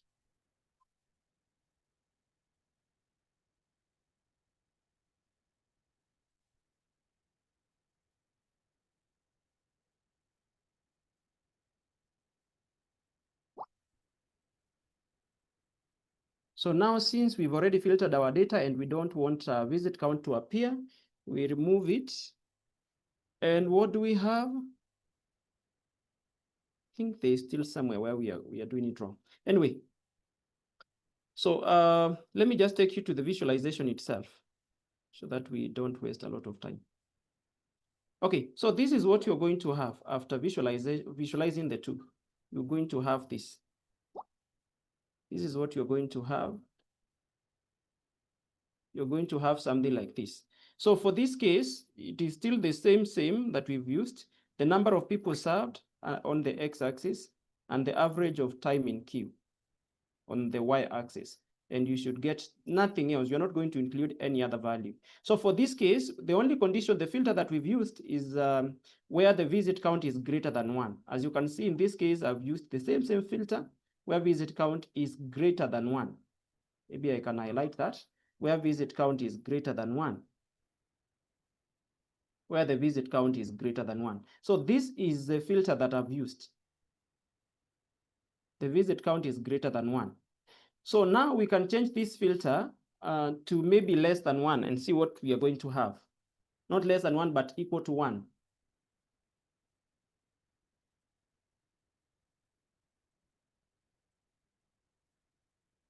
So what about when visit count is 1? what are we going to have? Is one, apply filter. And after applying filter, this is what I was looking for. I don't know what we were doing wrong. So this is what we are going to have. So for the first visit count, you can see that we are having the number of people served. For example, 1,000 people served within an average of, this is around how many minutes? Around, let's say around 5 minutes. So around 5 minutes, 5.95 minutes. 998 people were served by different sources of water, in that case, or even wells. And then we have 2,000 people served within the first 25 minutes. So you can see we are having 25, I mean not 25, but 2,000 people, 2,000 people being served within an average of 25 minutes. And then as you progress, you can see there are lots of values. There are lots of values from the 1,000 band going forward. There is actually a change. We are having a lot of values. We are having a lot of values in this case, and a lot of actual, let me call them lines. We also having a lot of lines. And then at the same time, let us look at this 3,000. On this 3,000, we are having 3,000 people served within an average of 30 minutes. And then as you progress, the same number of people served within 100 minutes. And then as you progress, we have 3,000 people served within 237 minutes.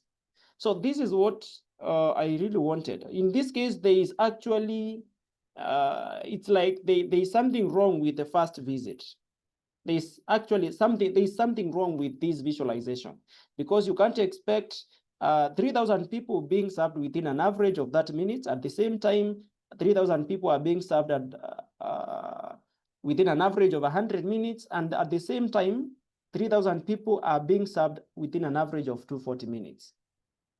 So there is something wrong with this visualization. That is why in that case, we are going to consider the second, the third, and the fourth visit in this case. So we use is greater than 1. Then we apply filters. And after applying filters, we can now see a relationship between the two, the number of people served and the average. There is an increase. There is an increase. You can see that most of the bands are concentrated within this diagonal. So that is to mean that most of the people are actually, I mean, there is an increase in the number of people being served with increase in queue time. So the higher the queue time, the higher the number of people being served by that specific well. So for example, if you are having a queue time of around 200, you would expect that specific source to serve a lot of people, That is why you are having this. And then as you reach 3,000, you can see that there is actually a decline. Let me enlarge this. So there is actually a decline. Like from 3,000, the values are now declining. And this would mean that most of the people, whenever they walk into a source of water and maybe they find people queuing for more than 240 minutes, which is approximately 4 hours, they look for alternative sources of water. They go into other sources and fetch water from other sources. So that is why we are having a decline. From 3,000 towards 4,000, there is a slight decline in the queue time, because most of the people will not wait for water or even queue for water for more than that is for more than 4 hours. So this is what we are having. This is what we are having. That is what we were supposed to visualize. Okay. So the next thing is to, okay, let me answer a few questions as we progress. So what is the percentage of people? I think we've answered that. The distribution of people served by wells in rural and urban areas. We also discussed about this. We also discussed about that. So the next one is, which province has the highest number of tap-in-home sources? So we now want to group them by provinces. But before that, we need to finish up with the last analysis. Queue time, we are done with this.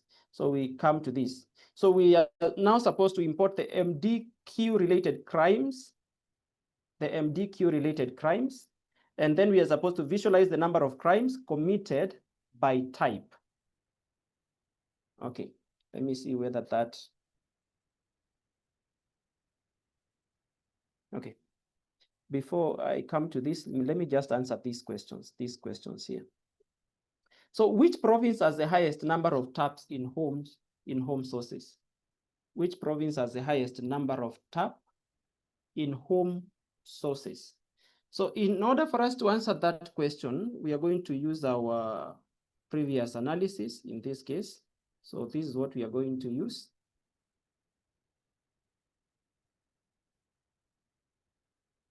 This is what we are going to use. Our map. So we want the province with the highest number of taps in homes. And I think I also answered that. That would be Amansi, the one that is mostly blue. It has the highest number of taps in homes. The highest number of taps in homes.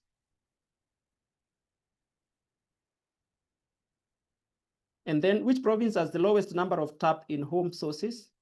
The one with the lowest, that would be the opposite. That would be the opposite. So in that case, you would expect Amansi has the highest number of taps in homes, and then followed by Sokoto, followed by Kilimani, followed by Akatsi, then the last one is Awassa. So Awassa has the lowest number of taps in homes, the lowest number of taps. And you can also work around with this. If you asked about, I told you can actually interchange between the two. If you're told to look for the highest number of broken taps, highest number of wells and all that. Okay, so our next, let me see where we've gone up to. Compare the gender composition of queues across the different days. So we are to compare the gender composition of queues across the different days. So for us to be able to compare this, we are now going to delve into another one. We are going to use another visualization. So let me add another one, another tab. We are told to compare the gender composition by the composition of different genders across different days. That is what we want. So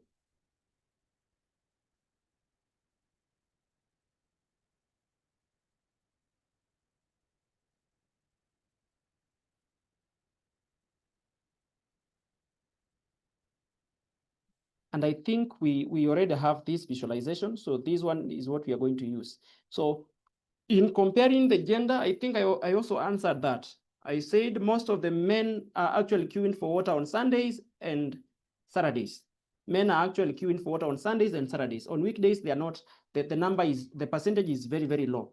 Women are queuing for water. They have the highest percentage of people queuing for water in Maji Ndogo. So women are actually having the highest percentage of people queuing for water in Maji Ndogo. Okay. Let me check which other question. Which province has made the most progress in terms of gender equality when it comes to water access? So which province has made the most progress in terms of gender equality when it comes to water access? So for us to be able to visualize this, we need to pick a few things. So we're going to need information about province. We are also going to need information about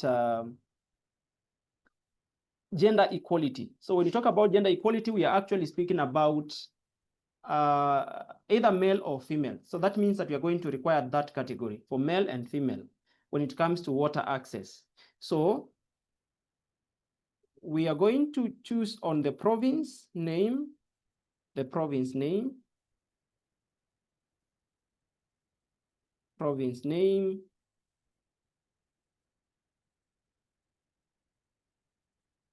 Let me see where that is. Okay, I've seen it. So the province name, and then we can change the visualization into a table. So we have this is the province name. And then the next thing we need is the percentage of female and the percentage of males. So we want to compare the percentage of females and the percentage of males across different provinces. That is what we want to know. The percentage of males and the percentage of females. But remember, at the same time, we also want to visualize, or even we also want to know the number of males queuing for water on weekdays and the number of females queuing for water on, not the number of males queuing for water on each and every day of the week, and also the number of females queuing for water on all the days of the week. So that is what we want to visualize. So for our case, we are going to use average on for both cases, average percentage, average. So now we have the different provinces and their averages. We have this and their averages. So the next thing to include is the queue time. The queue time.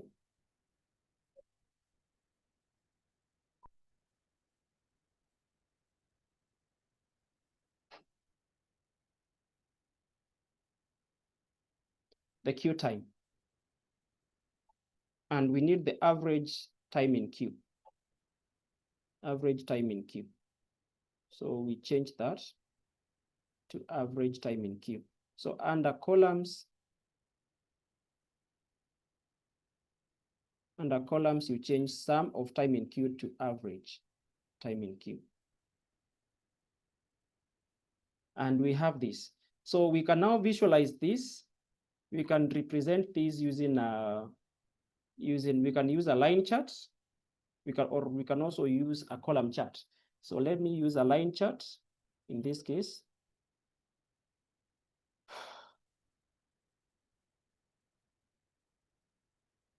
And then I'm going to change a few things. So on the y-axis, I want my legend to contain, okay, let me see what we are having. So we have the province name. So we can actually interchange the values. We can interchange the values. For example, we can split them. We can have the average time in queue on the x-axis. Let us take that to the x-axis. And then, yeah, average time in queue to the x-axis. And then we take province to legend and see what we are going to have. We take province name to legend.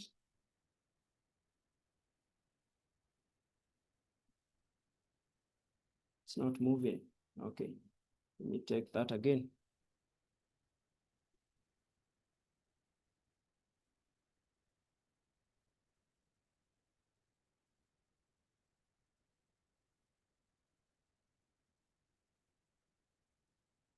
Okay, let me take that to legend. Okay, seems it's not moving. So in our case, we want the data grouped by province. That is what we want. We want the different data grouped by province.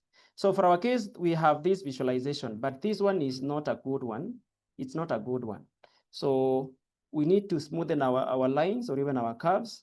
I wanted the data grouped by province. So for our case, the y-axis is going to have the average percentage of females and the average percentage of males across the different times in queue. So the y-axis is going to have the time in queue. And then in this case, we've used small multiples. If we use small multiples, then we are going to have values for each and every province. We have the 5 provinces: Akatsi, Amansi, Hawassa, Kilimani, and also Sokoto. This is what we are going to have. So we need to smoothen that. Okay, so in order for us to smoothen that,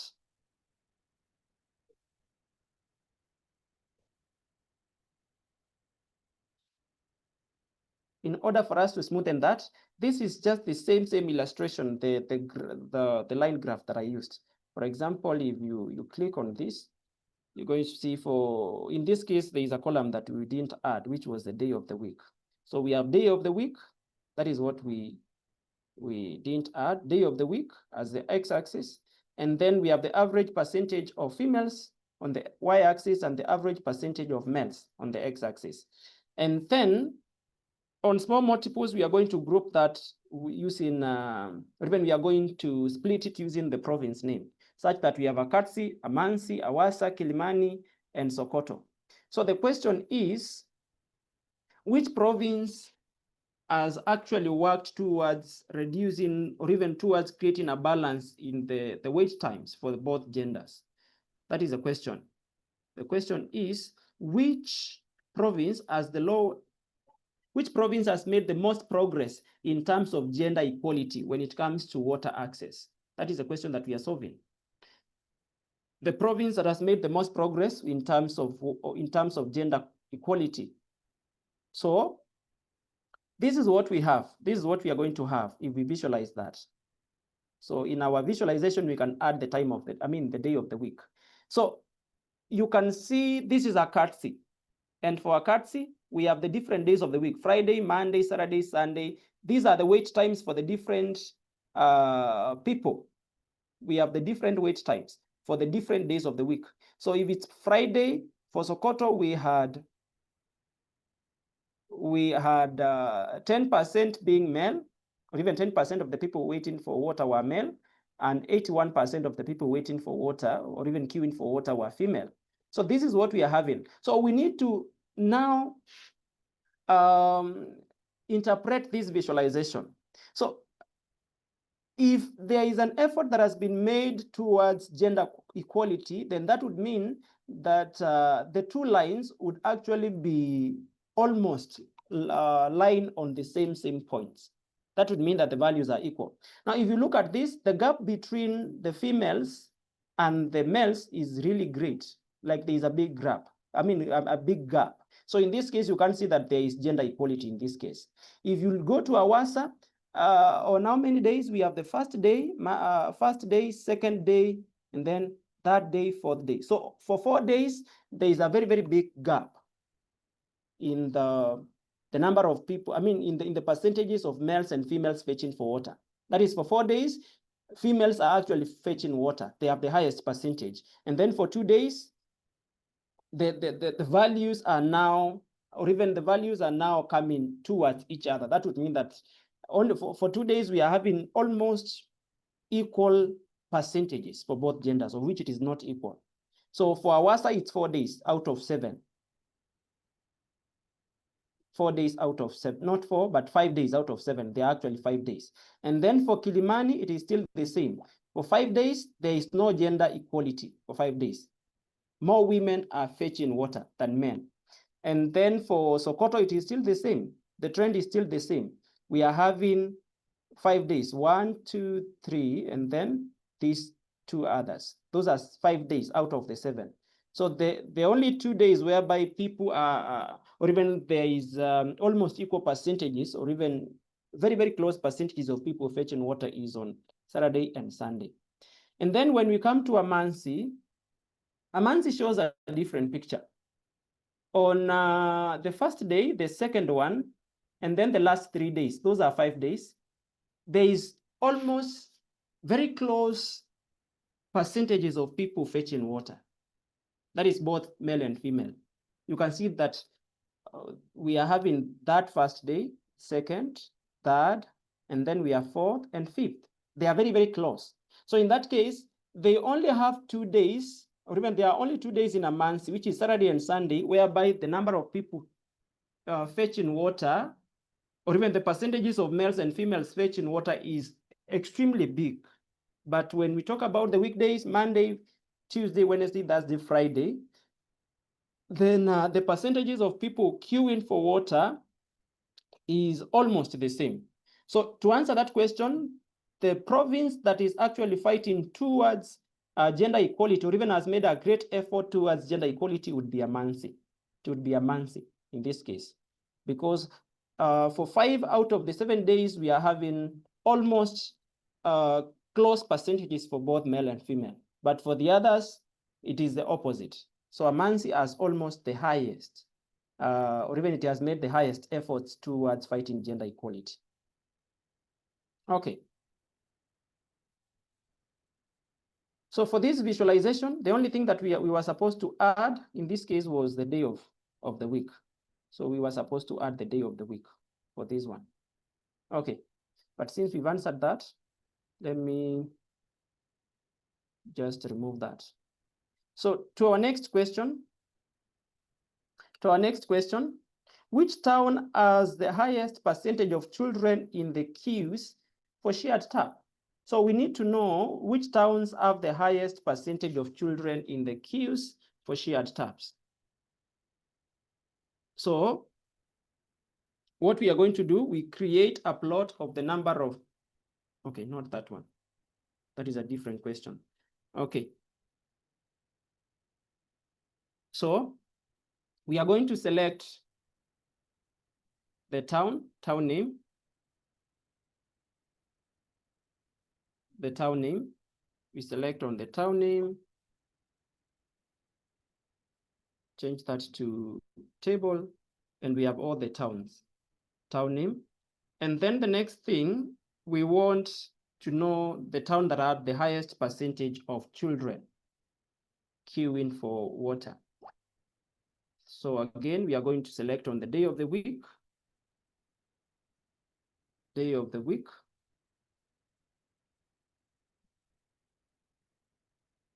But before, okay, let me just deselect the day of the week and then number of percentage of children. And then we are going to work with averages, average percentage per town. Average percentage per town. So we want to determine the percentage, the town that had the lowest, the highest percentage of children queuing for water. So let us visualize that. Let us visualize that. And for us to be able to visualize that, we can add another column for female and the male percentage. We can add those 3 columns because they are percentages. In this case, when we add the 3 percentages, they are supposed to total to 100%. Okay, so this one is average. Then this other one is average. So we use averages for all of them. And then now, for this case, since the 3 columns are totaling to 100%, we can use the 100% stacked column chart. We can use that, 100% stacked column chart. And this is what we have. This is what we have. So we want to know which town are the highest percentage of children queuing for water. So the blues, I don't know whether they are blues or they are light blue. Any of the I think this one, I'm not sure whether it's blue or Kian, I'm not sure. Men are colorblind. So for this case, this color over here represents children, the percentage of children. And then there is this concentrated blue, which represents the percentage of females. And then the last one represents the percentage of males. So you can see down here, the highest bands are for Kintampo and Lusaka. So for Kintampo has 13.37% of children queuing for water. And then we have Lusaka having 13.37% of children queuing for water. So Lusaka has 13.37, Kintampo has 13.37 also. It also has 13.37. So in that case, we would say that the 2 have the highest percentage of children queuing for water. And then the lowest would be this one, Jean. That one has the lowest percentage of children queuing for water. If maybe what we were looking for is the women or even the females, then we would just change the columns. We would take the female column upwards like that. Or even take the children column downwards like that. And what we would have is this. So after changing, you can now see this. It's going to start with the highest and the lowest are going to be on this side. So for females, we have this. This is Bahari. Bahari at the highest percentage of females queuing for water, which is 81.98. Bahari at the highest. If you wanted the town that had the highest percentage of males queuing for water, then what we would do is still the same. We would take the male column above the others. And now we have this, a different one. So this light blue represents males. So the one that had the highest percentage of males queuing for water was Dahabu. Dahabu at the highest and Kintampo at the lowest. So that is it. That is it. That is it. So we've now answered that question. We've now answered that question. So the next question would be create a plot of the number of crimes. So now I think we've come to the crime. So we can go through the crime analysis. We can go through the crime analysis.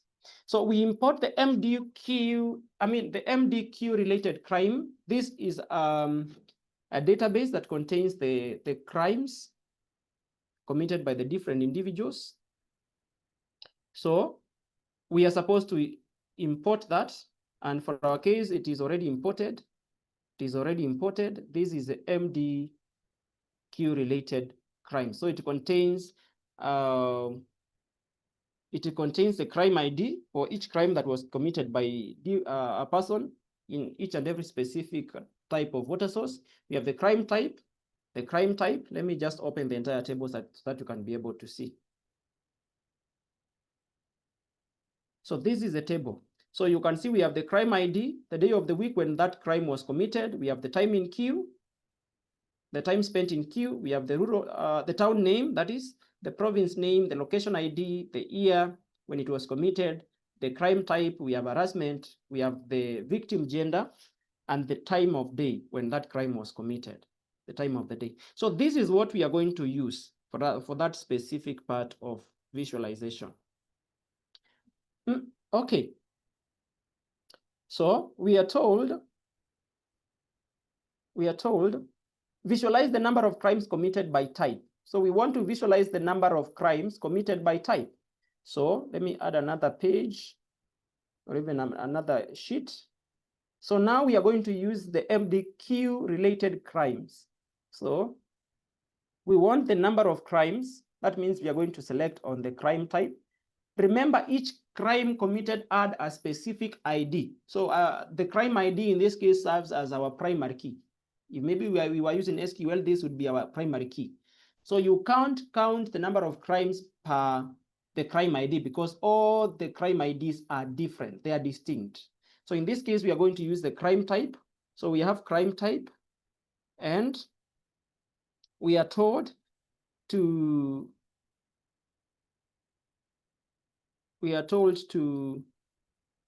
visualize the number of crimes committed by type of the crime. So we are going to choose on the crime type and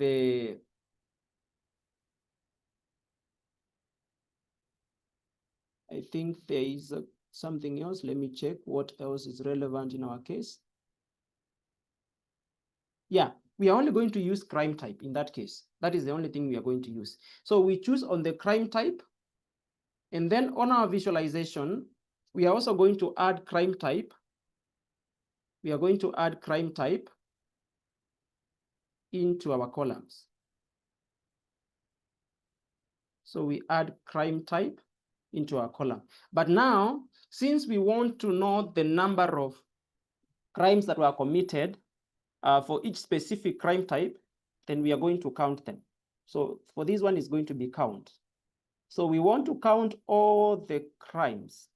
And in this case, we can't use count distinct because for example, for those cases whereby we had maybe women being harassment, if we use count distinct, then it is going to consider all these crime types as different. So we are going to count all of them without using the count distinct. Because if we use count distinct, it is going to consider all these ones as one value, or even this type of crime is going to be considered as one value. So we want to retain all these values. That is why we are going to use the count only. So we want to count the different entities for each and every specific type of crime. And as you can see, in this case,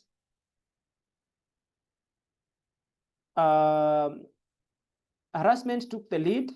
So we can visualize that. Let us visualize that. And for this case, since we only have 2 columns, we can use a bar chart. If you have more than 1,000 columns, you can use a line chart. If you have maybe less than 5, you can use a pie chart. So in this case, we are going to use a we can use a bar. Let us use a bar. A bar would be better. So this is it.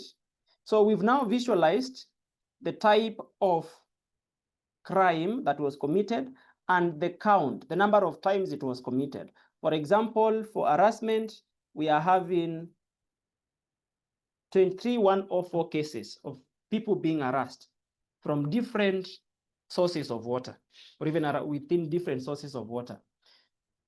And then murder was only recorded for 376 times. This one was recorded only for 376 times. So it would mean that we still are people who are killing others within the different regions, or even within the different locations.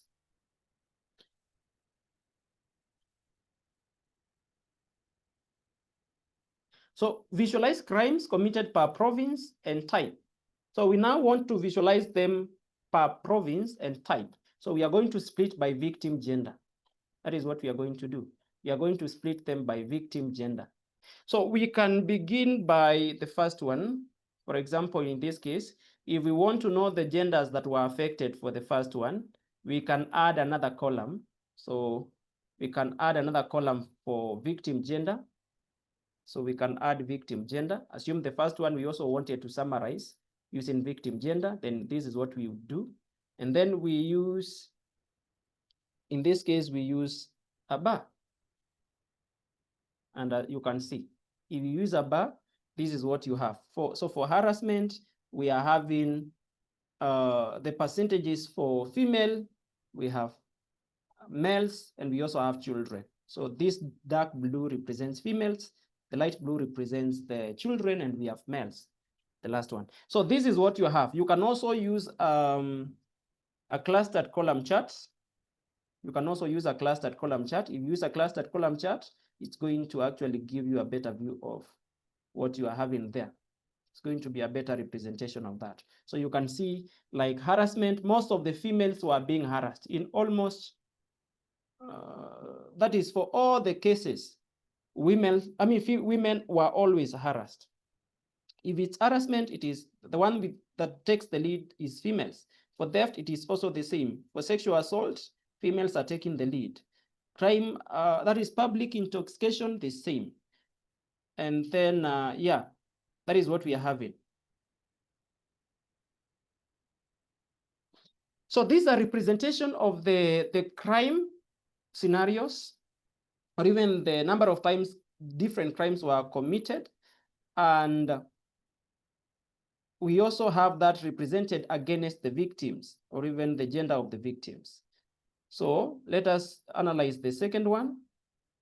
So we are going to choose on the same crime type. We are going to choose on the crime type. And then we also choose on it again under columns, but now we count. We count that. And then the next thing would be to analyze that by type and gender. Okay, what are we told to do? Just a minute. By province and type, sorry, by province and type. So we now select on the province and the type. Province name.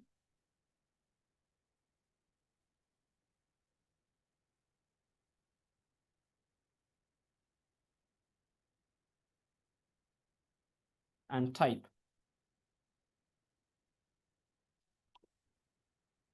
We add a column for province. So this is what we have. This is what we have. Then we are told to split by gender type. So that means we are also going to add the victim gender, and this is what we have.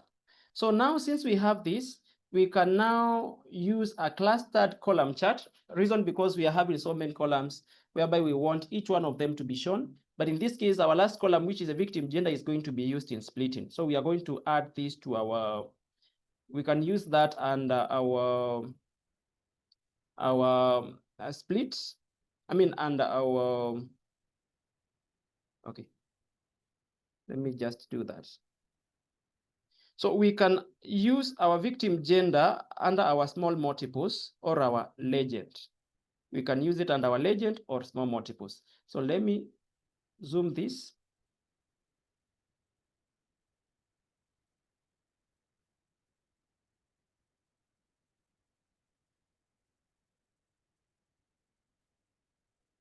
So what I'm going to do, because I want to compare the crime rates per province.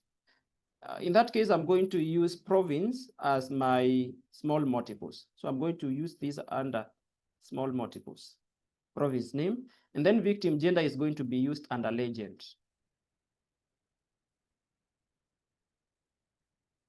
So for the x-axis, we have the crime type, the type of crime, and then we also have the count of the crime type for the y-axis, and then the legend is now the victim gender. So that we only want 3 values for each and every province. Yeah, for the different cases of crimes that we had. And then we are going to group our data by province. That is what we want. So in this case, you can see each province has been represented. It has its own graph. So for Hawassa, you can see we have this. For Amansi, we have this. For this is Sokoto, we have this. For Kilimani, and also for Akatsi. Now, let us internalize this. Let us try to analyze this. If you look at Akatsi, in Akatsi, we are having the highest percentage of people being harassed, or even the highest percentage of victims being women, females. You can see the green. The green takes the lead in all of them. If you look at Amansi, I think it's a different scenario in this case. Amansi is really different. The highest percentage of victims is men, the male gender in this case. And this is represented by this color here. I'm not sure what color is that. So Amansi is quite different. And then we have Sokoto. In Sokoto, the highest percentage of people who are also being victims of these different crimes, they are also females. And then Kilimani is also the same. Females are actually being, remember, they are victims of crime. And then the same applies to Hawassa. So Hawassa, Sokoto, Kilimani, and Akatsi, they all have the same, like the values are almost the same. The highest percentage of people who are being harassed, or even the highest percentage of victims is the female gender. Then for Amansi, it's different. Males are being harassed. They are also being murdered. They are also being publicly intoxicated, and a lot more. A lot more. So that is it. That is it. And this actually explains the reason as to why we, if you look at this, you also realize that there's something wrong with Amansi.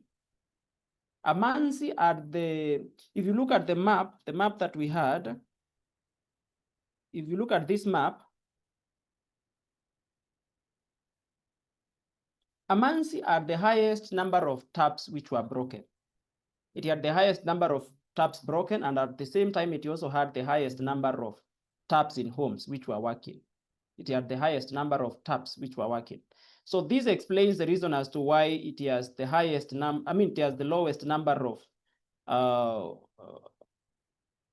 in this case, it has the highest, or even the highest number of people who are being assaulted. They are males, while women, they are not that highly assaulted because some of them already have the taps in their homes. They already have the taps in their homes. So we have very, very few people fetching water from rivers and very few people fetching water from wells. And that is the reason as to why we are having a lower percentage. If you compare these bars and what we have on the other sides, you can see that Amansi has the lowest number of cases, or even the lowest number of crime cases in this case.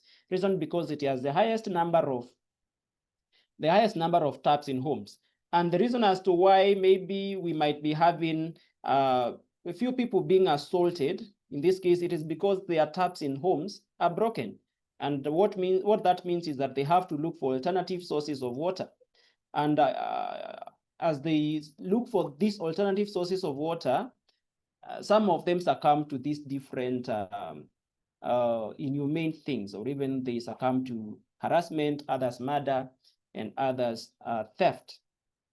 And maybe in our future visualizations, we are going to also discuss about why we are having a higher number of men being victims in this case, a higher number of men being victims. Maybe it's because maybe the women have, it might be the reason as to, I mean, it might mean that maybe women are not, they always assume that it is the duty of a man to ensure that there is piped water in their homes. And if piped water is not there, then the men have to look for water. They have to look for alternative ways of getting water. And that would explain why we are having this. But anyway, maybe that would be, we are going to dive on that as we proceed, or even as we embark on our future analysis. So which crimes are women the most likely to be affected by? So which crimes are women the most likely to be affected by in this case? It's harassment. Yes.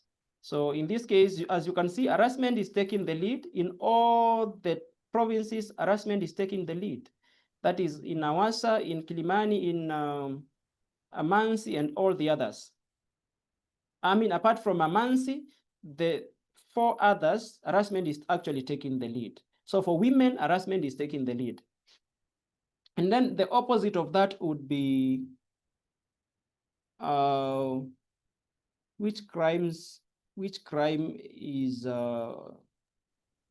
against women is actually the lowest. So the lowest is what? Murder. Murder. Okay, let me see for murder.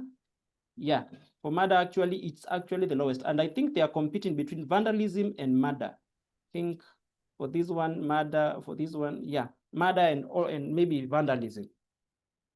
Murder and maybe vandalism. Okay. Then maybe for this question, which province in Maji Ndogo has the lowest number of crimes against women? So which province in Maji Ndogo has the lowest number of crimes against women? So for this, we are supposed to create a clustered column chart, plotting the count of crime ID in each province and split the columns based on victim gender. We split the columns based on victim gender, and then we are supposed to determine the province that has the lowest number of crimes against women. Which province has the lowest number of crimes against women? I think we can use this. Okay, let me check our previous visualization.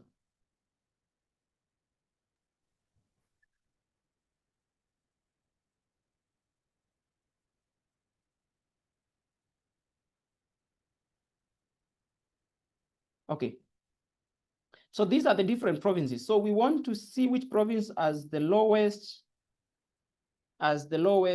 crimes committed against women, the lowest number of crimes committed against women. So for that case, since we want the lowest number of crimes, we are going to do something else. So let me add another tab, and then I choose on the crime type, and I choose on that again. But in this case, we count them. We count them. And then we choose on province name. Then maybe I can take province name up so that it appears as a first column.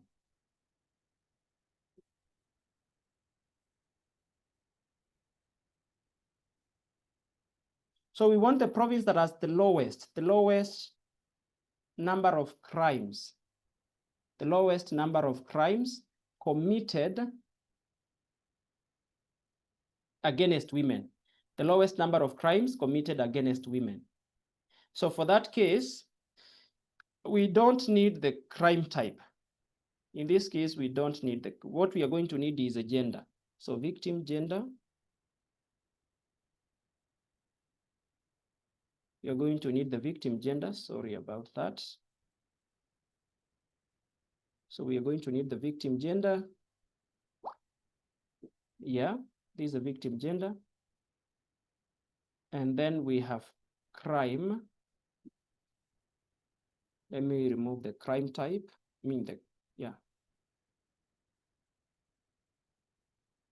Count of crime type, and then we can visualize that.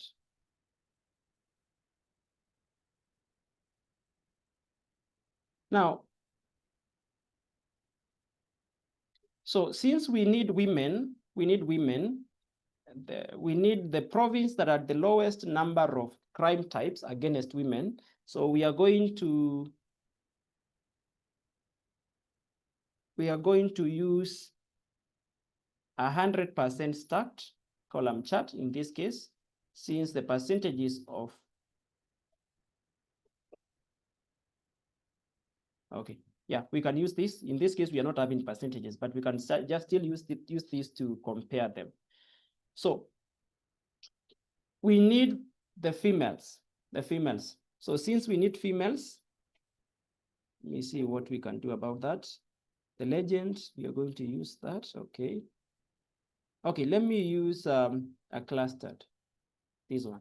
This one is far much better.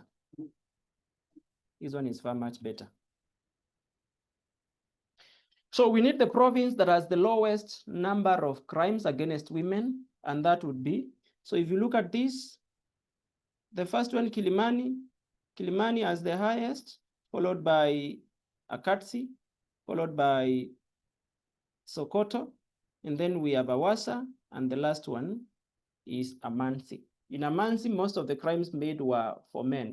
The victims were men. So the one that has the lowest amount of crimes against women would be Amansi. This is it.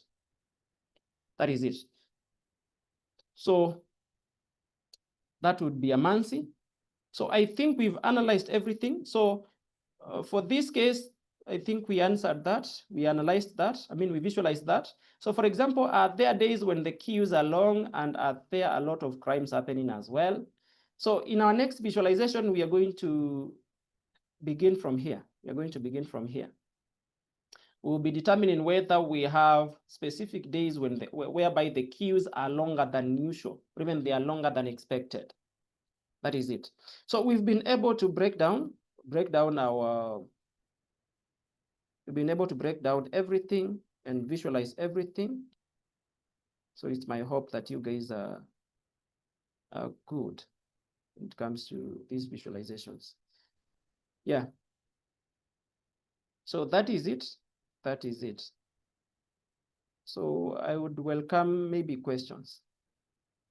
I can see our time is almost up. So maybe before I welcome those questions, this is the last bit of it. This is the crime rate per specific days. So we have the crime, like if you look at this, we have the province, and then we have the count of crime type, and then we also have the average of time in queue. So we want to know whether we had regions whereby the queue times the queue time was really long, and at the same time we also had higher cases. And I think this answers a lot. If you look at this, there is actually a peak. These are the days of the week. So on Saturdays, whereby the queue time was really long, you can see there is a high crime rate against women. There is a high crime rate against women for all the days, apart from in Amansi. For all the provinces apart from in Amansi. Amansi is somehow different. But in all the others, you can see Saturday, there is a high queue time, and at the same time, there is also a high crime rate against majorly women. For Amansi, it's against men. Yeah. So there is a relationship between wait time and, queue time and the crime rate. That is what we can say about that. And then this is actually a visual representation of the same. This one it is a scatter plot of 3 values, that is for males, for females, and also for children. So if you look at this is actually a scatter plot showing the average of time in queue and the count of crime type. So we want to know whether there is a relationship. And as you can see, there is a relationship. There is actually a relationship. The higher the queue time, the higher the cases of crime. So the M here represents the males. The M represents the males in that case. So for males, you can see this one, this bigger dot represents the highest average time in queue. And at the same time, it also shows a high crime rate, this one. If we change that to maybe children, you can see for children, there is a low wait time. There is a low wait time, and at the same time, we are having low crime types or even low crime cases. And then for women,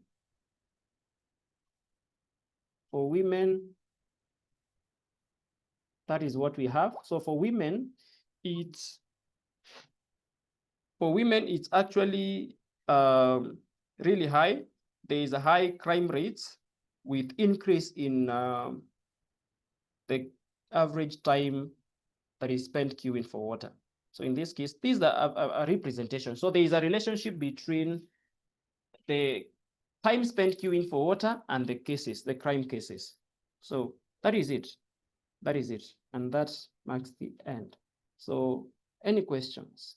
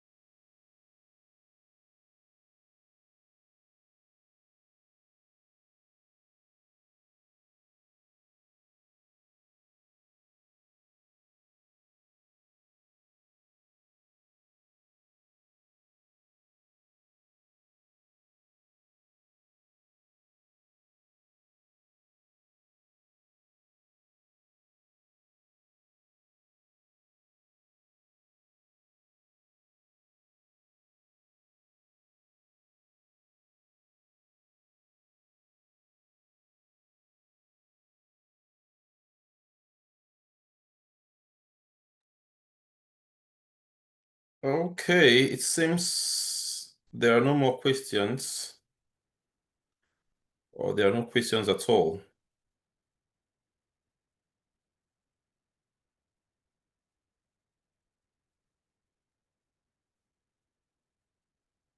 All right, it appears there are no more questions. Thank you so much. I don't know, is Musa still on the call? It seems he's gone off. Oh, that's too sad.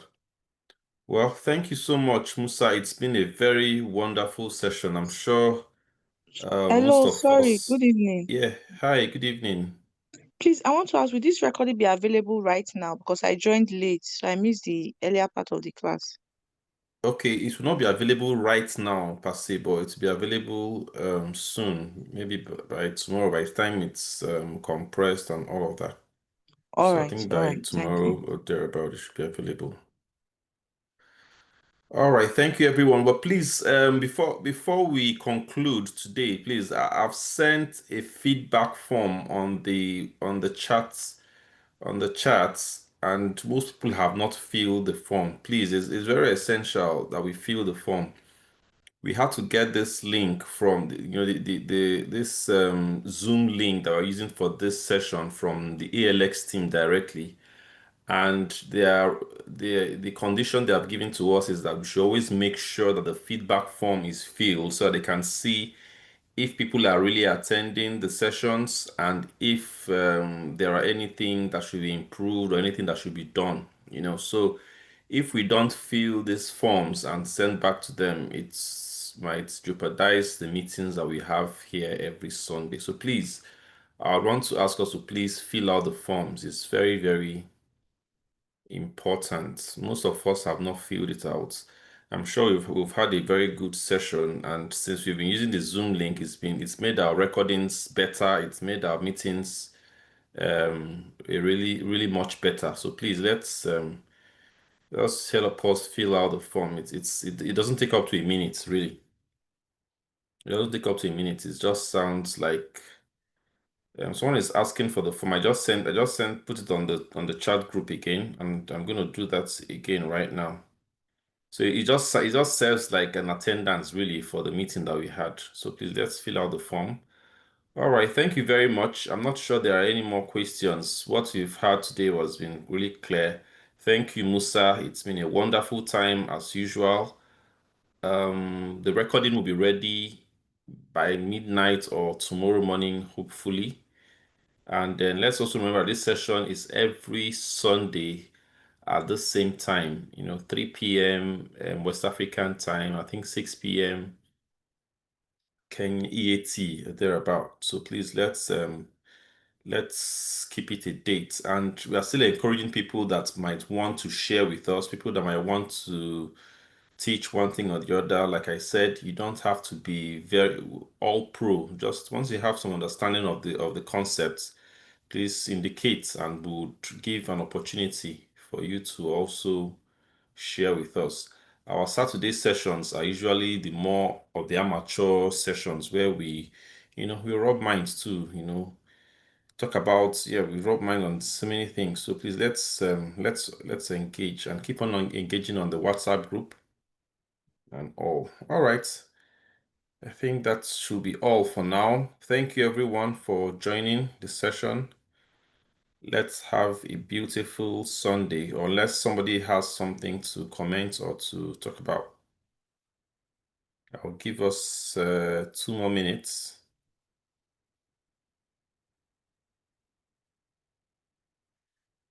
Darren is asking that we should add him to the WhatsApp group. Where did you get the link? Darren, where did you get the link to join this meeting? I think I am from it's Egypt. actually okay, from The- Egypt, yeah. Yeah, they didn't give us the recording sessions. Okay, you don't get the recordings of the sessions.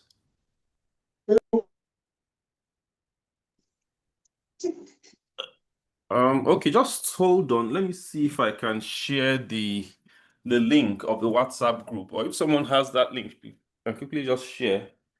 Let me Okay, share the great. link. I'll share the link of the WhatsApp group so you can just join in. Thanks a lot.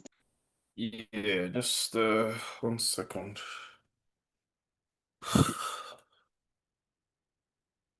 Just a minute.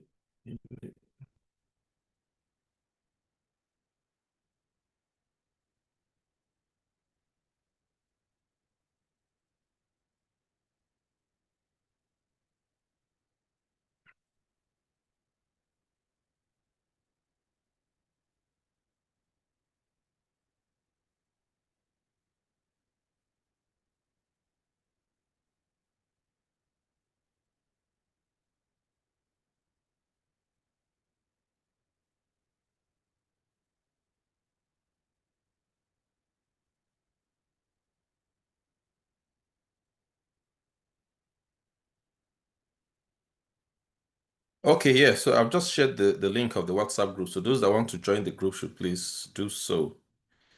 And we'll get the recordings Don, shared. thanks a lot. All right, then you're welcome, yeah. All right, so let's have a wonderful, wonderful evening. Thank you. Thank you too. You're welcome.